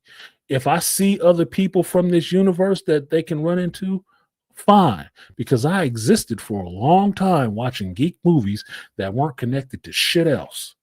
It was just those characters, and they were fine. I'm not saying we need to go back to that. I would take that if that's the only way you can figure out how to write something decent. But look, an interconnected universe shouldn't be that goddamn hard. They do it all the time in comic books. It's not that fucking hard. You don't just do major shit. You can do your major events where everybody shows up, but everything is not a major event. In comics, it has to be because they monthly based. They need to be getting paid monthly. They got to have a big event all the time. You don't have to do that with movies. You can just have it interconnected, and there'll never be a huge event. Because best believe, I don't think Doomsday is going to be anything but Endgame 2.0. You try the same trick again. I've already seen it. It was awesome. You can't top that. You've been to the peak. Once you've been to the peak of Everest, there's nothing after the peak of Everest. Get it? Just do what you're doing. Stop putting all that pressure on yourself. I'm not expecting that as a fan. I'm not expecting that. I'm not. It's going to be shit anyway because you don't have Kang in it. I was more in for that. But that's just me. That's just me, right? But I'm not worried about that. Just write cohesive stories in your solo properties. And then it only needs to be like 1 to 3 seeds or 1 to 3 branches that link into the whole bigger thing. They don't even have to be big. They do it every fucking month, year in comic books. You know, the original material you're supposed to be taking this shit from, they do it all the time. Which should be easy for you to do an interconnected unit because you're just adapting something that already existed. But that's the problem. They're not adapting anymore. They just want to create and use this comic book stuff as the Boolean cube that they throw in the mix and say, look, it got the flavor of chicken. No, it's not. You're doing that part wrong. Your chefs suck. They can't actually cook. Nope. I don't want regurgitated stories from the comic books just put in a movie. That's not what I want. You can tell me an original story with these characters from the comics. Yeah. But it needs to be a good story, motherfucker. I may have already read the comic. I can go back and read the comic. You don't need to regurgitate that for me. Yeah, it was a good story. There's certain stories I would like to see live action because they were that awesome in the comic that this would play live action, like Secret Wars. But I probably don't want to see it because you guys suck at adapting shit. You suck. You can't do it without trying to throw your own shit into it. Look, Dune Part 1 wasn't good because Denis Villeneuve decided to throw all his own shit into Dune. No, he sat there with the book and he just brought the book to life. That's it. He brought what the original creator had put in that shit to life. The reason why people have some issues with Dune 2 is that he took some editorial shit. Well, Chani needs to be a little bit more of a stand-up woman. No, the fuck she don't. Like they called her that sand bitch. No, she don't. No, Chani needs to be just what Chani was in the book. That's what she need to be. She don't need to go off and be mad at Paul about some shit he had to do for the greater good. No. She need to be on code, on program, ready to slit a motherfucker throat for Paul. That's who she need to be. Because that's what the original writer had her as. We don't need to update her for the modern era. If you don't like the role, quit. We'll recast. But that's the role. That's what you're going to be doing. So, no. That's where people have problems with the shit. Like, well, that wasn't in the book, and that wasn't the way it was. Exactly. Because you're adapting something. We don't need your editorial on it. Do the adaptation and save your editorial for a bonus feature or some shit. Yeah. Or go make your own goddamn movie where you can be Boss Bay. Yeah. Why do I have to look at the foundation in one way, the show in one thing, and the book in the other hand? Is because he's not doing an adaptation of the book. So he needs to stop calling it the foundation. At least they dropped the off that shit. It's just foundation. So, okay, so it's not necessarily the same. Inspired by, it's not inspired by. You're not adapting. You're off on some other bullshit somewhere else. None of this shit was ever in the books. So stop saying that. Stop saying it. Decent enough show, it ain't the damn book at all. So quit it. You're not doing it. You can't. You can't. So if James Gunn needs to recognize his limitations in writing, that he can't write everything the same way for every character that is not a team-based situation, James Goyer needs to recognize you don't do science fiction well. You cannot take and adapt an actual good story. And he's a Warner Brothers guy. You know, worked on The Dark Knight, worked with Christopher Nolan, got some writing credits on all this other Warner shit, because that's the comic book guy they go to, other than James. He know part of it. That's why his stories always got fucking holes in them that you can drive buses through and take tours on. So, no. James just needs some help. He needs to call in some help. And I'm not talking about his fucking wife. He needs to call in some other writers. Mike can call Zach. I'm serious. Me and JT talking about that shit made me really sold on that idea. Call in Zach. Why don't you and Zach work together? Give us a DC version of your Evil Dead stuff. You know, the stuff that y'all did together that was awesome. I haven't even watched the shit. JT was telling me that it was awesome. Okay, if it was awesome, they should be able to work the shit out and do it together. You don't need to lose your job. Just keep being the head of Warner, and you bring the Snyderverse and the Gunn moistness together, and you have one verse, and it's just DC. And you can have your crisis event, and you have your Gunn universe running right into the Snyder universe, and you can get them two Supermen. Who's the real one? You can get all those characters that you threw away that pissed off fans. You can get a dark side that I would believe, because I want to see Zack Snyder's dark side. I would not want to see a James Gunn dark side. Fuck you. I don't want to see that goofy shit. Not at all. Not. Look, he can give me what's that little cross-dressing Mother Mercy or whatever her name is. Granny Goodness. Yeah, Granny Goodness on Apocalypse. James Gunn can give me that. He can give me that. He'd probably make it funny. He don't need to be touching Darkseid. He does not. And since he's trying to skew his universe in that same direction that Zack Snyder was already opening up to people's minds that people still pissed off about anyway, bring Zack back and let him do the shit. What you got to lose? Money? You already lost money. You lost money already doing it your way. You might as well bring him back in. Look, man, cross the streams, make the fan base whole again. Do something that Star Wars and Lucasfilms won't do. Make the fan base whole again. Do that. You gain more money that way. Because if you're not showing up for your simping ass and doing something else, definitely not a Batman. I'd want to see Batfleck again before I want to see your Batman.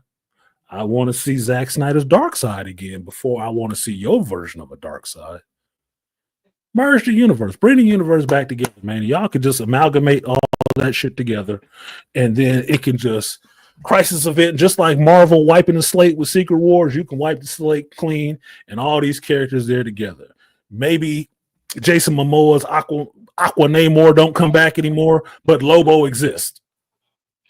Right? We got Batfleck. We don't have Robert Pattinson. Oh well. I like Batfleck. I'm cool with that. There is no Ezra Miller Flash, but maybe we get Greg Gustin. Who knows? You can have your crisis event in theaters and merge those two universes in the meta sense, so nobody is pissed off anymore. Everybody can shut the fuck up. You can have a Man of Steel and Moist Man. He could be Jonathan Kent. I don't give a shit. Look, since you wanted to blame Dwayne for the Fury of the Nods, as you call it, you can have him come in and kick Zachary Levi's ass since y'all want that ass whooping so badly. Bring him back. You can bring your buddy back, right, James? You can bring your buddy back, and then he can get his, Captain Marvel, Shazam character back. Can bring Dwayne back. I know Pete don't like him, but fuck Pete. You and Pete have already lost more money than you claim Black Adam lost. Yeah, The Rock got his own ideas, but The Rock kind of humble right now. He kind of humble right now. He's trying to do serious stuff. He might not even want to come back as Black Adam. Nope. Might not even want to, do this whole universe, because make no mistake about it, he was trying to help y'all. And you were there, Pete. He was trying to help DC. Yeah, he had his own vision, because people with vision have that. They're not coming in and just fit a role real quick. No, he had a vision. Yeah. And his vision included Henry Cavill Superman. Because, trust and believe, I think Henry Cavill Superman would dog walk your Ultraman with a leash that he would love. I'm serious. It'd be like Maestro beating the shit out of the Hulk. You'd get a leash, motherfucker. You would get a leash. And it would be serious, and it would be goofy, and the two of y'all could write that shit together. You could work it out to have those tones. Because I know Zach can give me a serious movie. I love Watchmen. And I love the comic. He can give me serious. He can give me a good fight scene, too, that don't look like the superhero's just getting his ass kicked the whole time. Because at least Zach has some reverence for heroes. Yeah. At least he has some reverence for heroes. You don't actually like heroes. You don't. That's why you couldn't give us a good Superman, because you don't actually like heroes. You don't believe in that shit. You can give us family dysfunction and sexual perverseness all the time. Awesome. Do it where it works. Make an authority movie. Because they're heroes, but they're not the ones you want necessarily. And they're here to save your ass, not by choice. Just what it is. So that I echo my buddy JT's sentiments. Yeah, they should work together. Let James keep his job at DC, even if somebody else buy it. Let him keep his position. You can stay there. And you bring Zach in. And you and Zach work together on making this next series of DC movies. You do your cinematic crisis event. Look, hell, I'll even consider them fucking hell. You really needs to help bring fucking Nolan's ass back in and do some shit. I don't want Nolan to come back. Not because he did anything wrong to me. And not just because Angry Man would hate that shit. Well, I would too. I would too. That's why I'm saying come back, because he's already helped them enough. Yeah. Let them. They got other people there. Like Matt Reeves I like Matt Reeves' Batman, but his Batman is going to have to go away. As much as Glitterbat turned me around, that I ended up liking that movie a lot. As much as it turned me around, it can go away. 2 and out. Let Matt Reeves work on something else, because Matt Reeves gave me the Batman and he gave me the Penguin. Nigga. Penguin, chef's kiss. On the Penguin. 2 and 0. He can dip out with it. Even with that chick writing it, hey, I love the Penguin. I could watch the Penguin and Andor back to back, man, and be eating good as a geek. But I don't want Chris to come back, because I want him to work on something else, something more brainy than this shit. I don't want him to waste his time working with this studio bullshit. I don't. It's like James Cameron. Go off and do what it is you do for 3 or 4 years at a time, and just come back with the results, man. You don't need no studio. They just need to write you a check and let you go off and do what you do. You don't need to be there dealing with that day-to-day minutia shit, because James Gunn in charge will drive Christopher Nolan probably nuts. It'd probably kill that dude. Because he is not. Look, there's a reason Zach and Christopher Nolan work together, and not Christopher Nolan and James Gunn work together. They can give you a serious superhero take. yeah, because you have to remember, the Man of Steel was Christopher Nolan and Zack Snyder working together. Yeah, you have to remember that shit. The realism, and then that grittiness that's there. All James Superman, Chris and Zach Superman. Which one did you like? Which one seemed to work? As much as, it's too dark. That's Zach does dark movies, motherfucker. Holy cow. Did you forget that? When I watch Watchmen, Super 300, Evil Dead, he does dark. Sucker Punch. Who gives a fuck? Sucker Punch. Who gives a fuck? That's what he does. Oh, that Superman was dark and brooding. That Superman was serious. And he cared about you. And I got more emotion from him watching a room full of people get fucking torched because Lex booby-trapped a guy's wheelchair. He could have saved all those people. No, he couldn't have.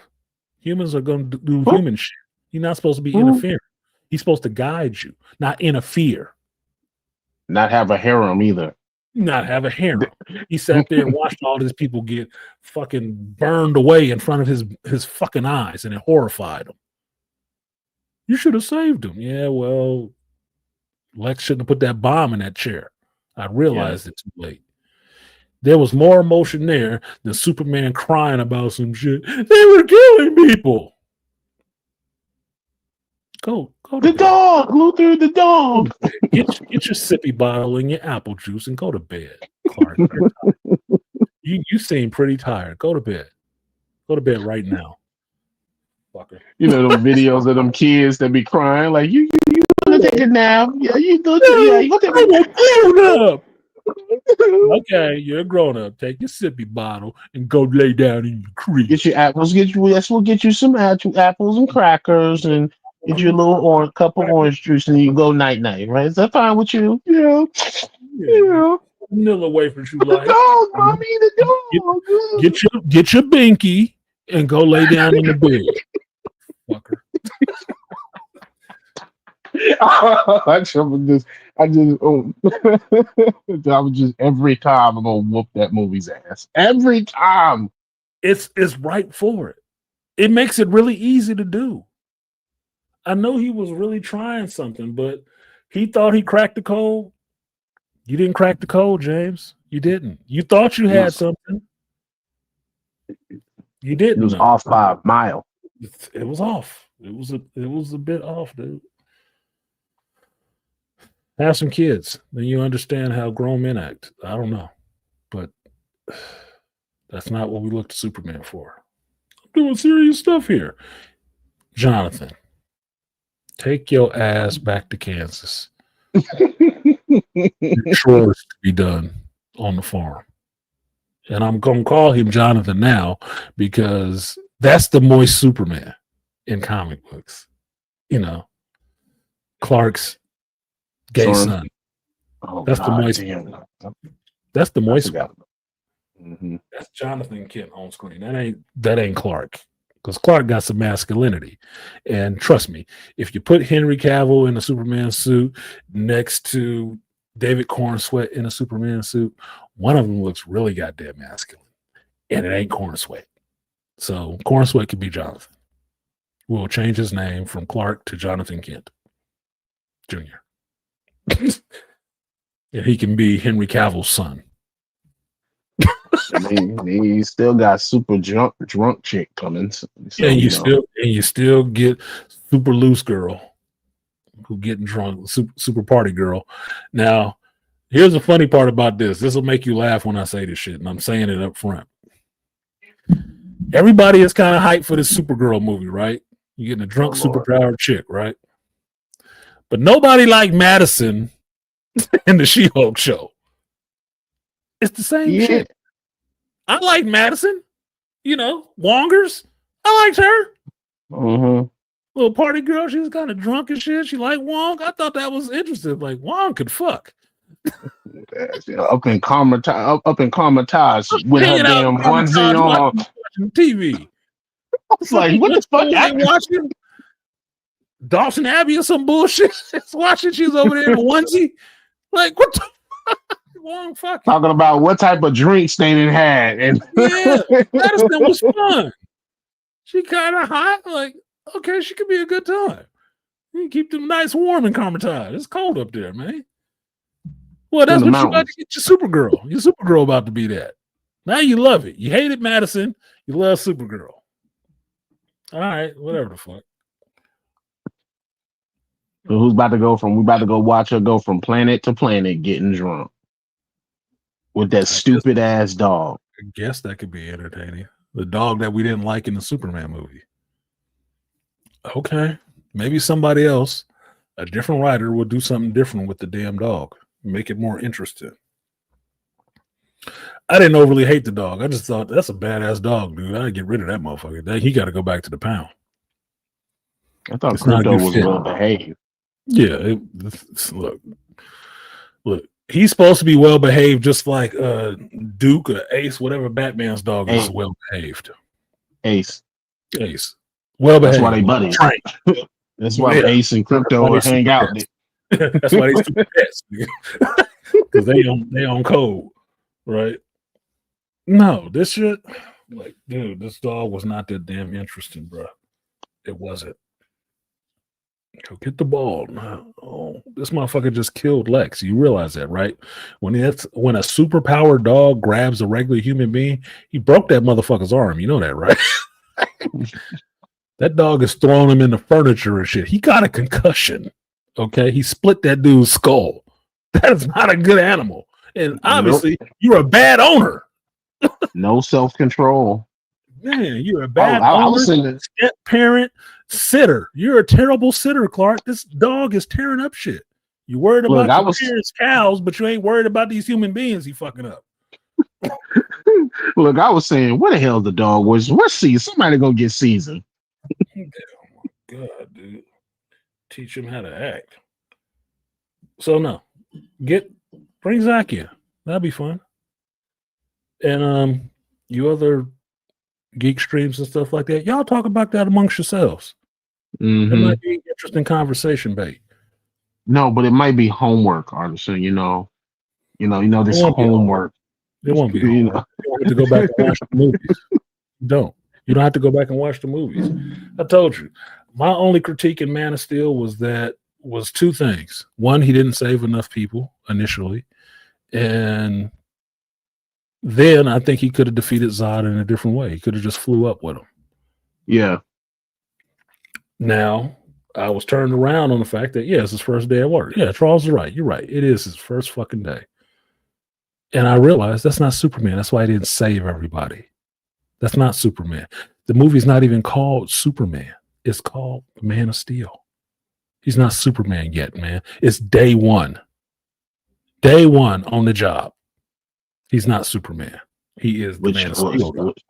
Which Zach told me that was the goal, was to get to where it was going to be the bright, colorful, hopeful Superman. He was going to get to that. But again, studio interference. Well, and what he at was that trying to do. point, yeah, at that point, that was Anne wanting to get away from the male superheroes and bring in the female superheroes, and not wanting to ride with him. The other dude, I think it was Hamada, that was there still at that time, not wanting to ride with him because the public opinion, the public doesn't like it, they don't understand it. Yeah, and look, I got a whole plan. It's all planned out. Who have you seen put that much effort into planning out shit of this comic book universe that they making and can show it to you? Kevin talk about having a plan. We had a summit and we had a plan. You ain't got no goddamn plan because none of this shit match up. It ain't even consistent within itself, let alone tied together through all this. Well, it's really tough to do an interconnected universe. No, the fuck it ain't. The company's been doing it for years. And you just did it over 10 years with some earlier movies. So either you don't know how to do it, or the people that knew how to do it ain't there no more. And like most people have pointed out, there were two other cinematic universes that have been functioning. The Monsterverse with Godzilla and the Conjuring verse that just happened to turn into a cinematic universe. That shit wasn't even planned. The Monsterverse was low-key planned. And it worked because they took their time with it and didn't go over the top. They gave you fucking Godzilla. Then they gave you Godzilla 2 with King, and then they gave you King Kong. And then after that, they gave you Godzilla versus King Kong, and they still giving you stuff because they gave you the I forget the name of the Monarch television series. There's an entire legacy comic book line of comics that takes place before each of the films, so you get like a little brief history of what's going on in between the films. And like you now have another Godzilla and Kong movie coming down the pipe, which is starring Delroy Lindo. So we seen him back, and our boy Remick, Jack O'Connor. They're gonna be coming back together and film again for the next Godzilla Kong movie.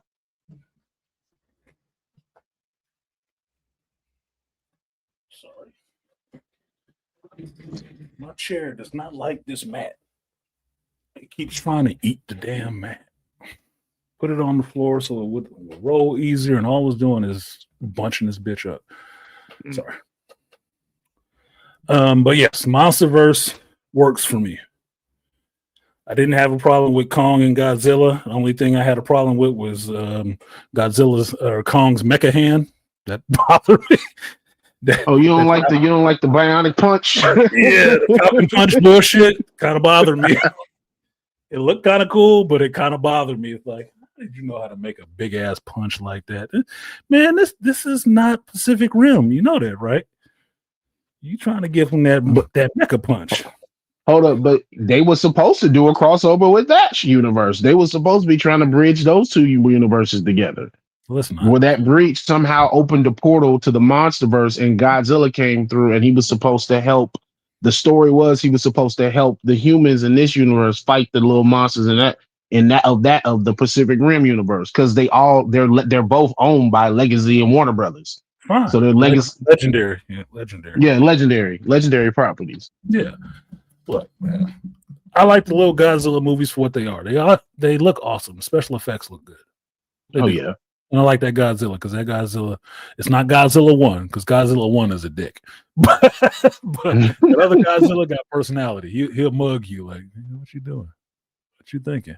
You tripping? Did you really just shoot that missile at me?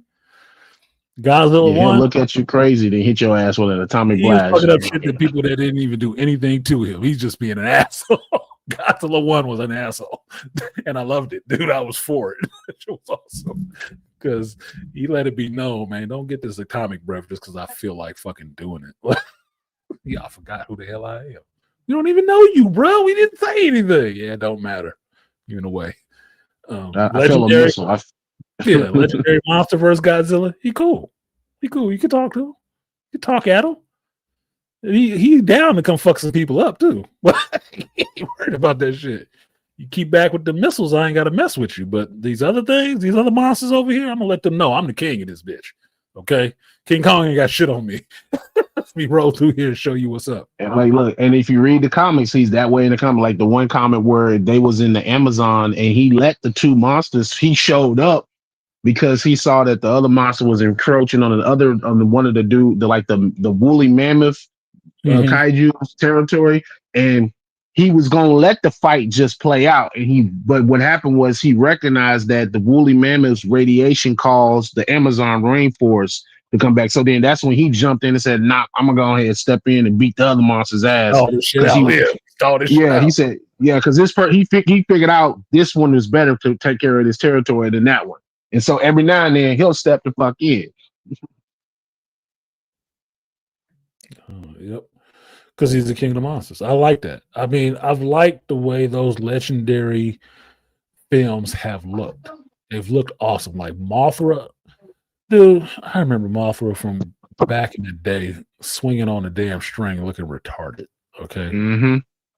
that Mothra in that legendary shit looked awesome, dude. Awesome. I like that shit so much. I named my Pokemon that.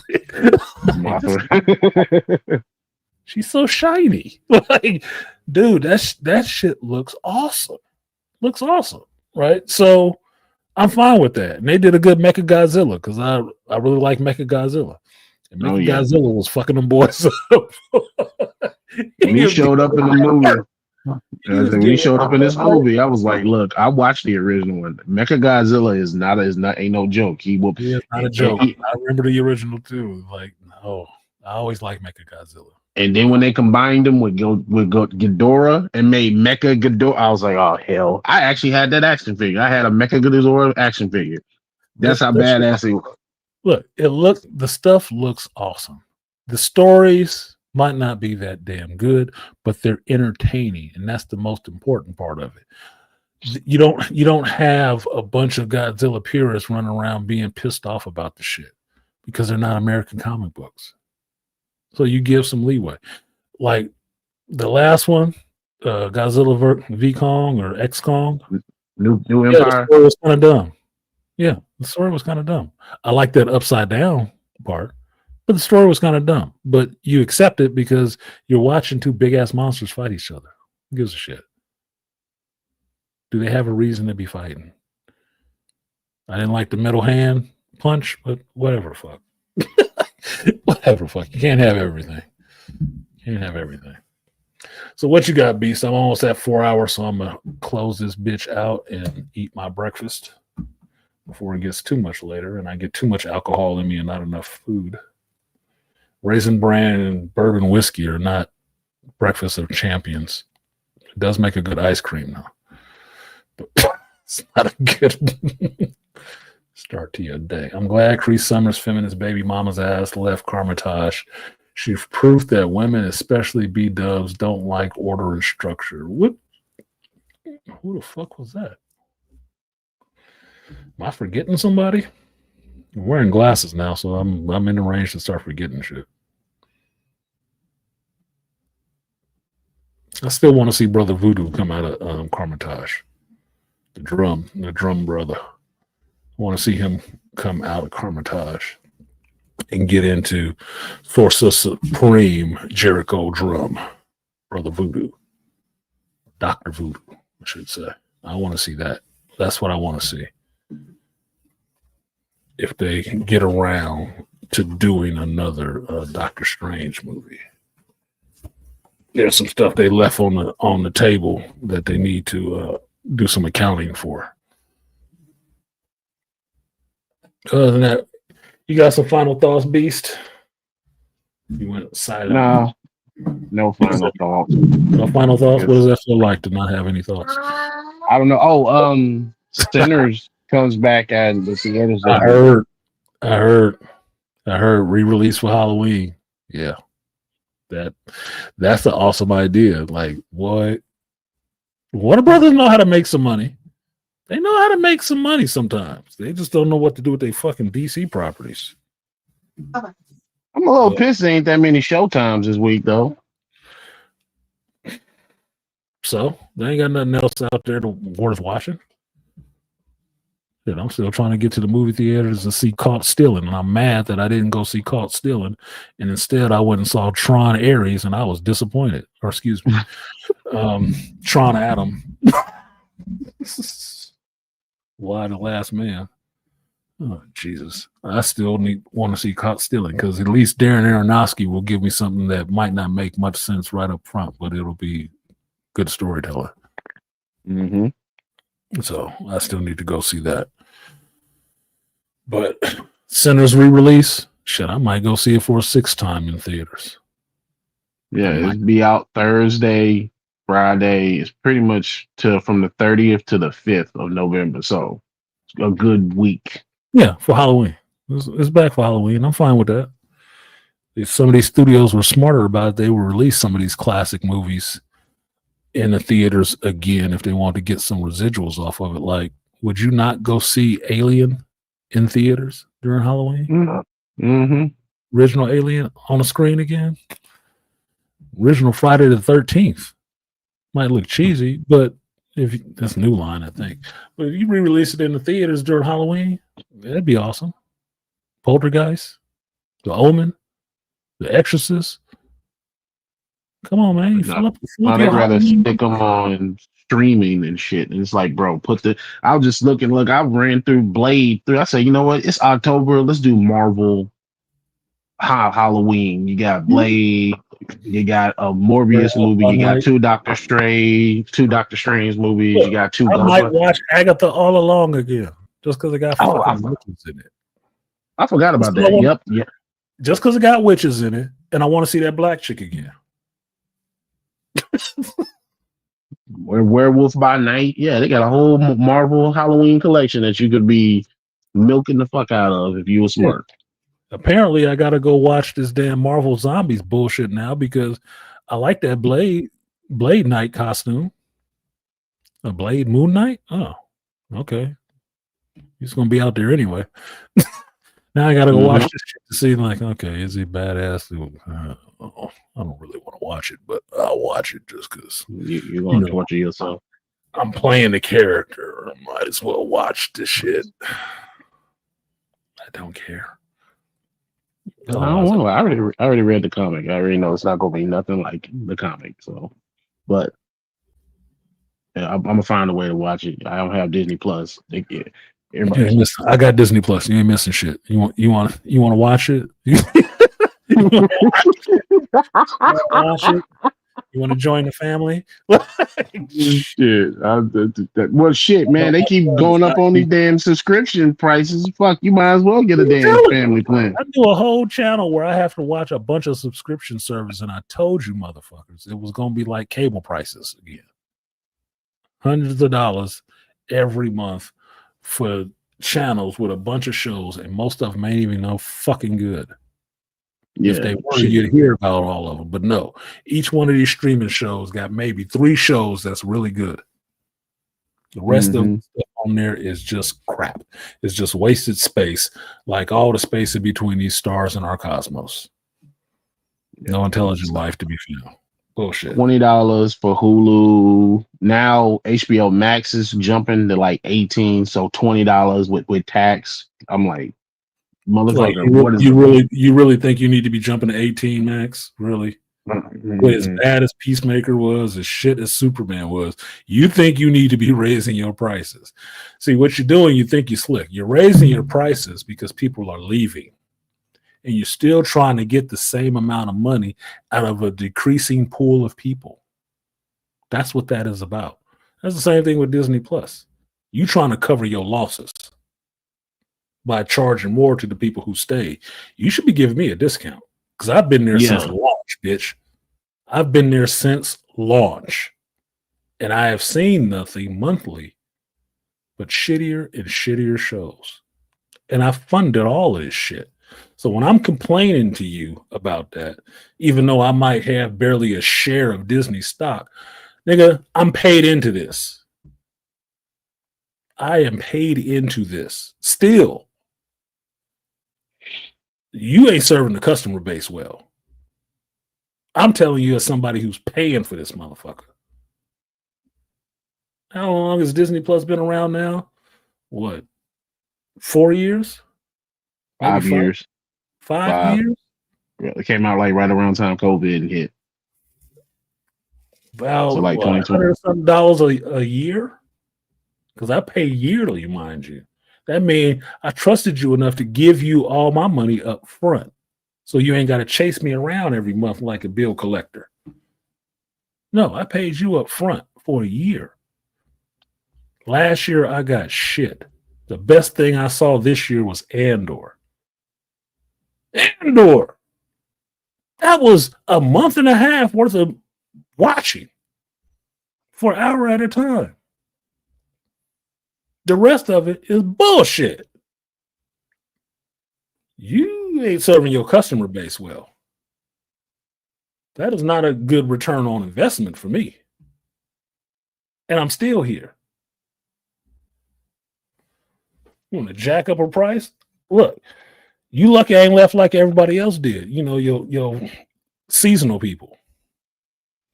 Same thing with Mac. You jacking up your prices for what? For what? Do you deserve a raise for doing shitty work? Mm-mm. Mm-mm. I don't think so. If anything, I would. If Prime went up, I'd be more apt to pay that. At least they give me more than one good show. I got And Gen Prime V, has a I got bunch The of shit Boys, attached to I it. got the Terminal List. I got the Terminal List Dark Wolf. I got if I want to watch the Jack Ryan, I got that. And I got a bunch of old school movies. I can watch Cooley High on that bitch if I wanted to. Shit, not even Prime is that. well Artisan, worth the money. look, Artisan, not mentioned, you got Amazon Audio, you got access to Kindle, you got access to Comixology, so you can go read as many comic books as you want. It's worth it to Amazon, pay that shit. Jeff Bezos gonna stay rich because Jeff Bezos get a lot of money from me, and Jeff Bezos is giving me exactly what the fuck I want. The only thing I'm pissed off at Amazon about today is that PS5 controller charging cord that they said would be overnighted to me today ain't showing up till tomorrow. That's the only thing I'm pissed off about. But that got to do with the motherfuckers up in Fairfield, in California, lazy workers. That got to do with Look, them. That ain't got shit to do with what's going on here with the Amazon. Like, hey, we can overnight it to you. You're a Prime member. We will get that to you at 8 o'clock this morning. Well, good. I want it tomorrow. And as far as shitty projects, they've only produced like 2 Rings of Power and the Wheel of Time. So This they is where we ain't don't, even. we don't have a problem, Beast, because I didn't mention that shit for a fucking reason. Oh, my bad. Because I didn't want to think about it. It came to mind, and I didn't mention it at all for that reason, because it sucked ass. And I didn't want to think about it. But thanks for bringing it up, Beast. Thank you. I thought I'm not even deep into that Lord of the Rings fandom. And I know that's an emotional scar. Like, you just love pulling back scabs, bro. You is a habitual scab puller. Well, I was only just trying to point out how good they get. Their wins of more outweigh their losses. That's all. I was pointing out they wins. Fuck them losses. We don't like to talk about them losses, man, because they are legit losses. Those are L's like Cal, motherfucker. Like, oh my God. Really, with Prime, we have Comixology on Prime. Yeah, Comixology is linked up with Amazon, so you can get digital comics. I'm not that big of a fan of digital comics, but JT was all about that shit. They books was on Comixology. I'm like, man, you telling me this, and I'm standing in a comic book store. What the fuck you talking about? Only reason I figured that shit out was because I was on the DC comic books app, and when they shut that shit down, I had to figure out where the hell my digital comics was. That's my only problem with, like, where the fuck did my comics go? And they said you gotta go to Comixology. I said, Where am I okay, getting my fix, bro? Where am I getting my fix? because I had a whole bunch of digitals. I get the physical shit and I get digital shit for when I'm on the go. Where's my digital shit? Yeah, you sound like they shut down your dealer, man. Damn, motherfucker got When the Google book shit crashed out on me, I was on the phone with those people. I was like, I was on the phone with Google. Like, hey, what is going on with your app? I can't get my books or my comics or none of my shit. What is going on? I got Kindle, I got Audible. I have Prime Video. I have Prime for ordering. Amazon doing me proper. Amazon furnished my fucking house or my apartment. I like having Amazon.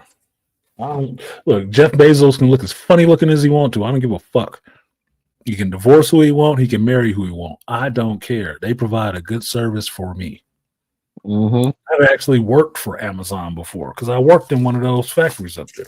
The one I'm bitching about in Fairfield. That's how I know it's the lazy workers and not Amazon itself because I worked there.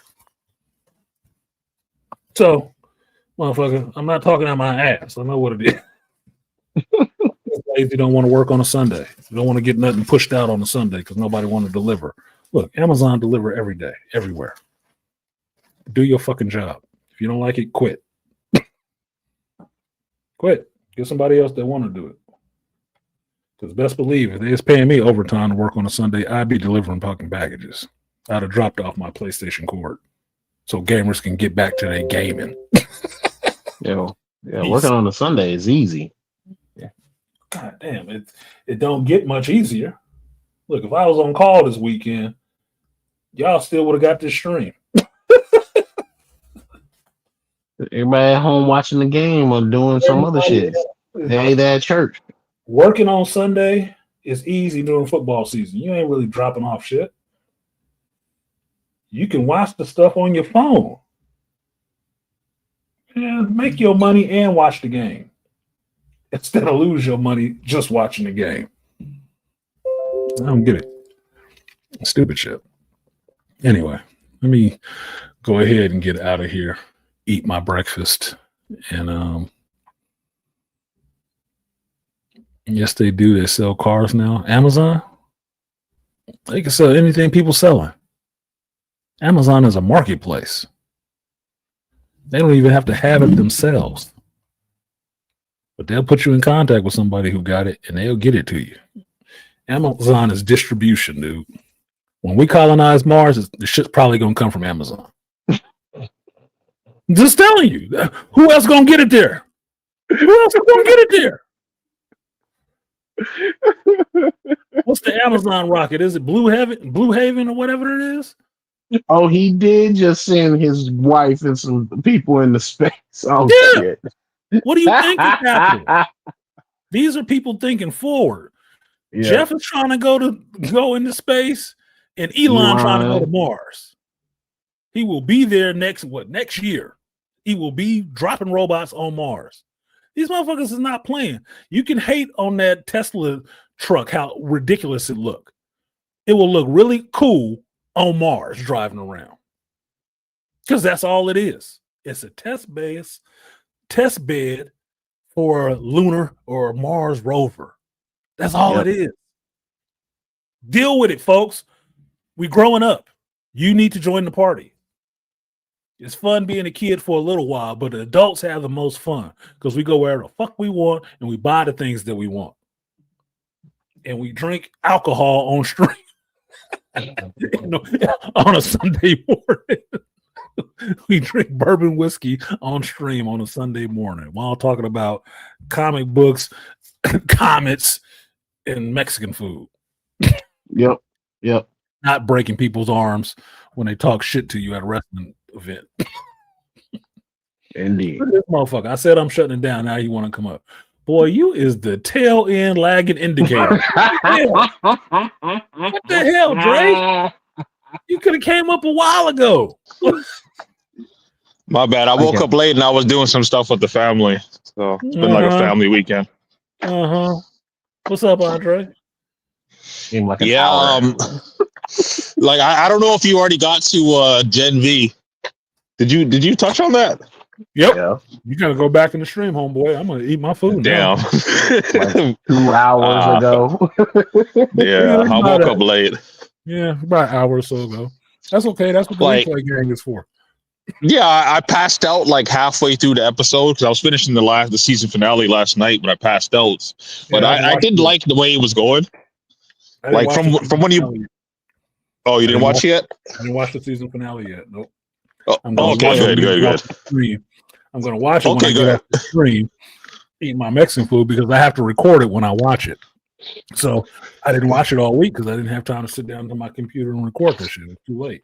So what did you think about the last episode? Like, I personally thought the last episode was pretty good.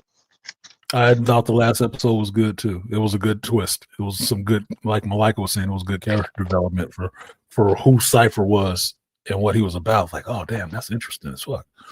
So yeah, it was good. You got to you know, rewind the stream. It's okay. You can watch it again.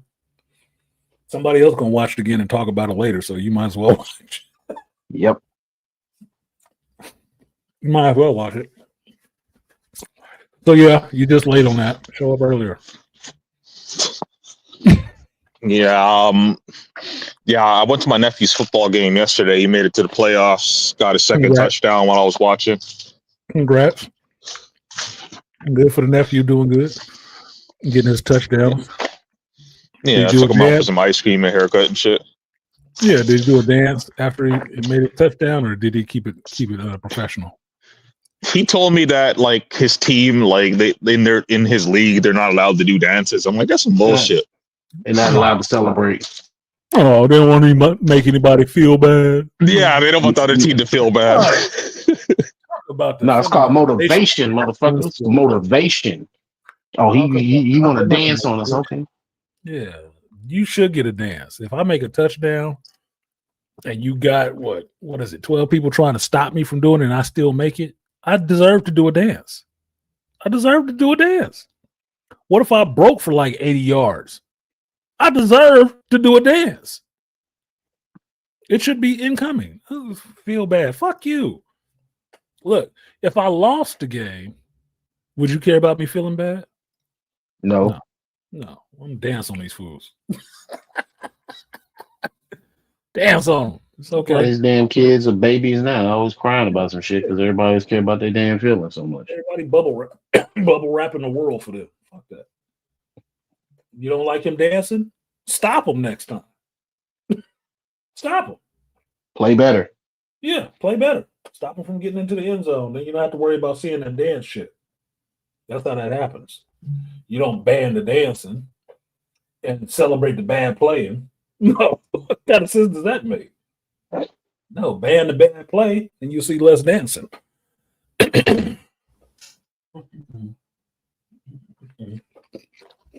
But final thoughts.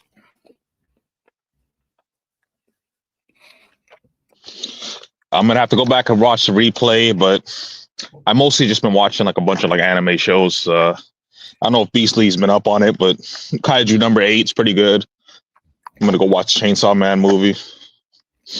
But other than that, just Chainsaw Man. Yeah, it just came out on the 23rd. I still never watched that anime. Art of Idmore was trying to get me to watch that shit. And I haven't. I'm gonna be late on that. Look, I still hear that. What is it? What's the movie that's in the theaters right now? Demon Hunter. Demon Slayer. Demon Slayer. I still hear that motherfucker is still making money. Like, god damn, they must have. Oh yeah, awesome anime. like got Marlon Wayans saying, "Man, fuck anime." No, I'm just playing. Yeah, he did. Like I still haven't watched Demon Slayer, but I watched like I'm caught up on the anime. I still haven't watched it yet, but it's on my list. It's just like I took too long to watch it, so now they don't have it in 4DX. It's just like regular in the theaters. So I'm kind of just like I might as well just wait to watch it online in that case. Well, I forgot you that big spender. No, it's just like if I really enjoy it, like I want to see it just with all the bells and whistles kind of thing, you know? Right. If you didn't watch the anime, good or not, man. I didn't watch the regular anime. That's why I'm not all over it. But like I said, I saw the trailer. The trailer looked awesome. To see that the movie was good too, like shit, that seemed like par for the course at that point. Well, plus it's the like I said, it's the next season. That's why, and they just turned it into a movie. So that's why I had to watch the anime real quick. I was like, well, shit, let me watch the anime before I jump into it because y'all basically just turned the final season into a damn movie. I mean, that last season must have been lit. Well, that's what they kind of been doing for like the previous movies, where it's like, well, at least for this like new movie, because I didn't know that they're showcasing like the next season. But like what they typically did for the movies was like they'll catch you up to where it's at in the show, but they'll add some extra like stuff that's not there yet. Well, that's new and better, because usually the movie, even of a series, would have nothing to do with the show. Yeah, have absolutely nothing to do with the show whatsoever. It'd be no continuity whatsoever. That's Wouldn't what be got canon. irritating about Naruto, where they kept making all these damn movies, but the movies you trying to figure out where the hell does this fit into a story? Did it happen before this? What the fuck, dude? Okay, it's interesting, but I don't know where it fits. Like, this can't be here happening at this time, because what about this next fight he got? Dragon Ball was bad about that shit. Oh. Then none of them movies fit into the continuity. I was like, dude, what the hell am I watching this movie for? Yeah, it was always an offshoot. Well, Naruto was bad because then they would always introduce new ninja villages. Like, where the fuck did they come from? Where have they been this whole time? Oh, we were out of time. We were displaced. I'm like, huh? Yeah. How'd you get this new power? Why didn't you use that in the next episode? If this is happening then, why didn't you use that? It would have been helpful, right? Whatever. So my bad for coming up late. I'm gonna catch the replay, but yeah, like from when you did your last review for Gen V, like it definitely took a turn, because remember I was telling you that like that whole storyline they had going on, I was just like, this is House of the Dragon all over again, like just chicks just wandering around doing nothing, right? Well, I wasn't going anywhere. That's what I was saying. You'll hear me talk about earlier that the turning point was like episode 5. Episode 5, they dropped that political shit and they started actually going in a different direction. So I'm having a hard time figuring out which is the rewrite, what part is the rewrite, and which part is the original material that they had for the season. And I'm thinking, for at least for me, I think the political stuff was the original crap that they had for the season. And that all the stuff we're getting now that's actually really good is the rewrite. I hope that's the way it went. But we'll see, because whatever happens in 8, it has to lead into the boys' final season. Yeah. Yeah, well, and that should be I've only seen a little bit of it, but there is some. Well, throughout the seasons. Well, throughout the season, there's been like some references to the boys, so there has to be a new season of the boys coming out soon or something. It is. It's their final season's coming out, so, and you need to check against Homelander, because he's pretty much manipulated his way into being in charge of all this shit, and he's not fit to lead. That motherfucker too unstable. So we're gonna get some political shit in the boys. Hopefully they don't try to fully make him into somebody's TDS nightmare. Oh, Jesus Christ. But I guess we'll see. Yeah, Jesus Christ is right. He would even be like, "Oh my God, I got on the cross." Anyways, yeah, my bad for coming late. I'll catch the replay. Thanks for having me. And I'm waiting to see your review, because halfway through that episode 8, it seems pretty good, but I don't know where it's going. But I'll see your review. Yeah, I'm going to watch it right now. As soon as I shut this down, I'll watch it, because I'm wide awake and alert, so I can actually record a review that is substantive, and not just me on camera yawning and shit. So it's better if I do it early than if I do it late. It's more to edit when I do it late, because I got to take out more shit. So appreciate you, Andre, for coming up. Beast, you got final thoughts? Words? Nah, I'm not done. I'll catch you later. All right, Beast, appreciate you. Beast over there babysitting, that's what it is. All the noisy kids showed up. All right, folks. So, sorry, I'm hungry. And I got some tres leche cake over there getting warm. So, Need to get that shit going.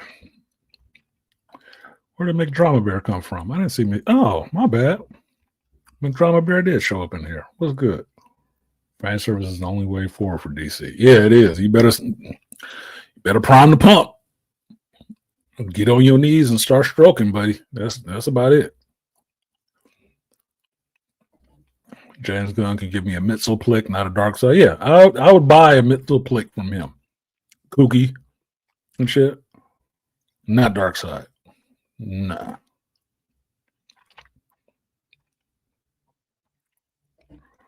Yeah.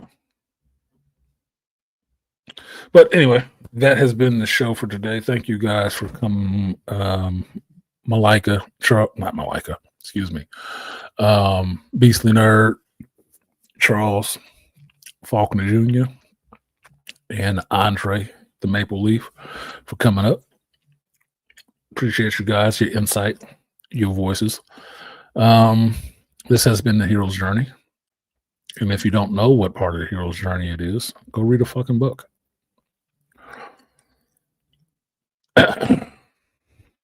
Talked about comets, government ineptitude, corporate ineptitude, the blame game, weak feminist, and lastly, good storytelling. Oh, that was a good journey. So I do this every Sunday at 8 a.m. Pacific time, and within the next 2 weeks, it'll be 11 a.m. Eastern time while I'm gone.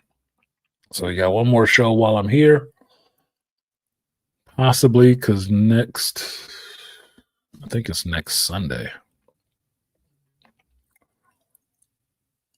Oh, shit. Yeah, it's next Sunday. Fuck. So next Sunday, I fly out.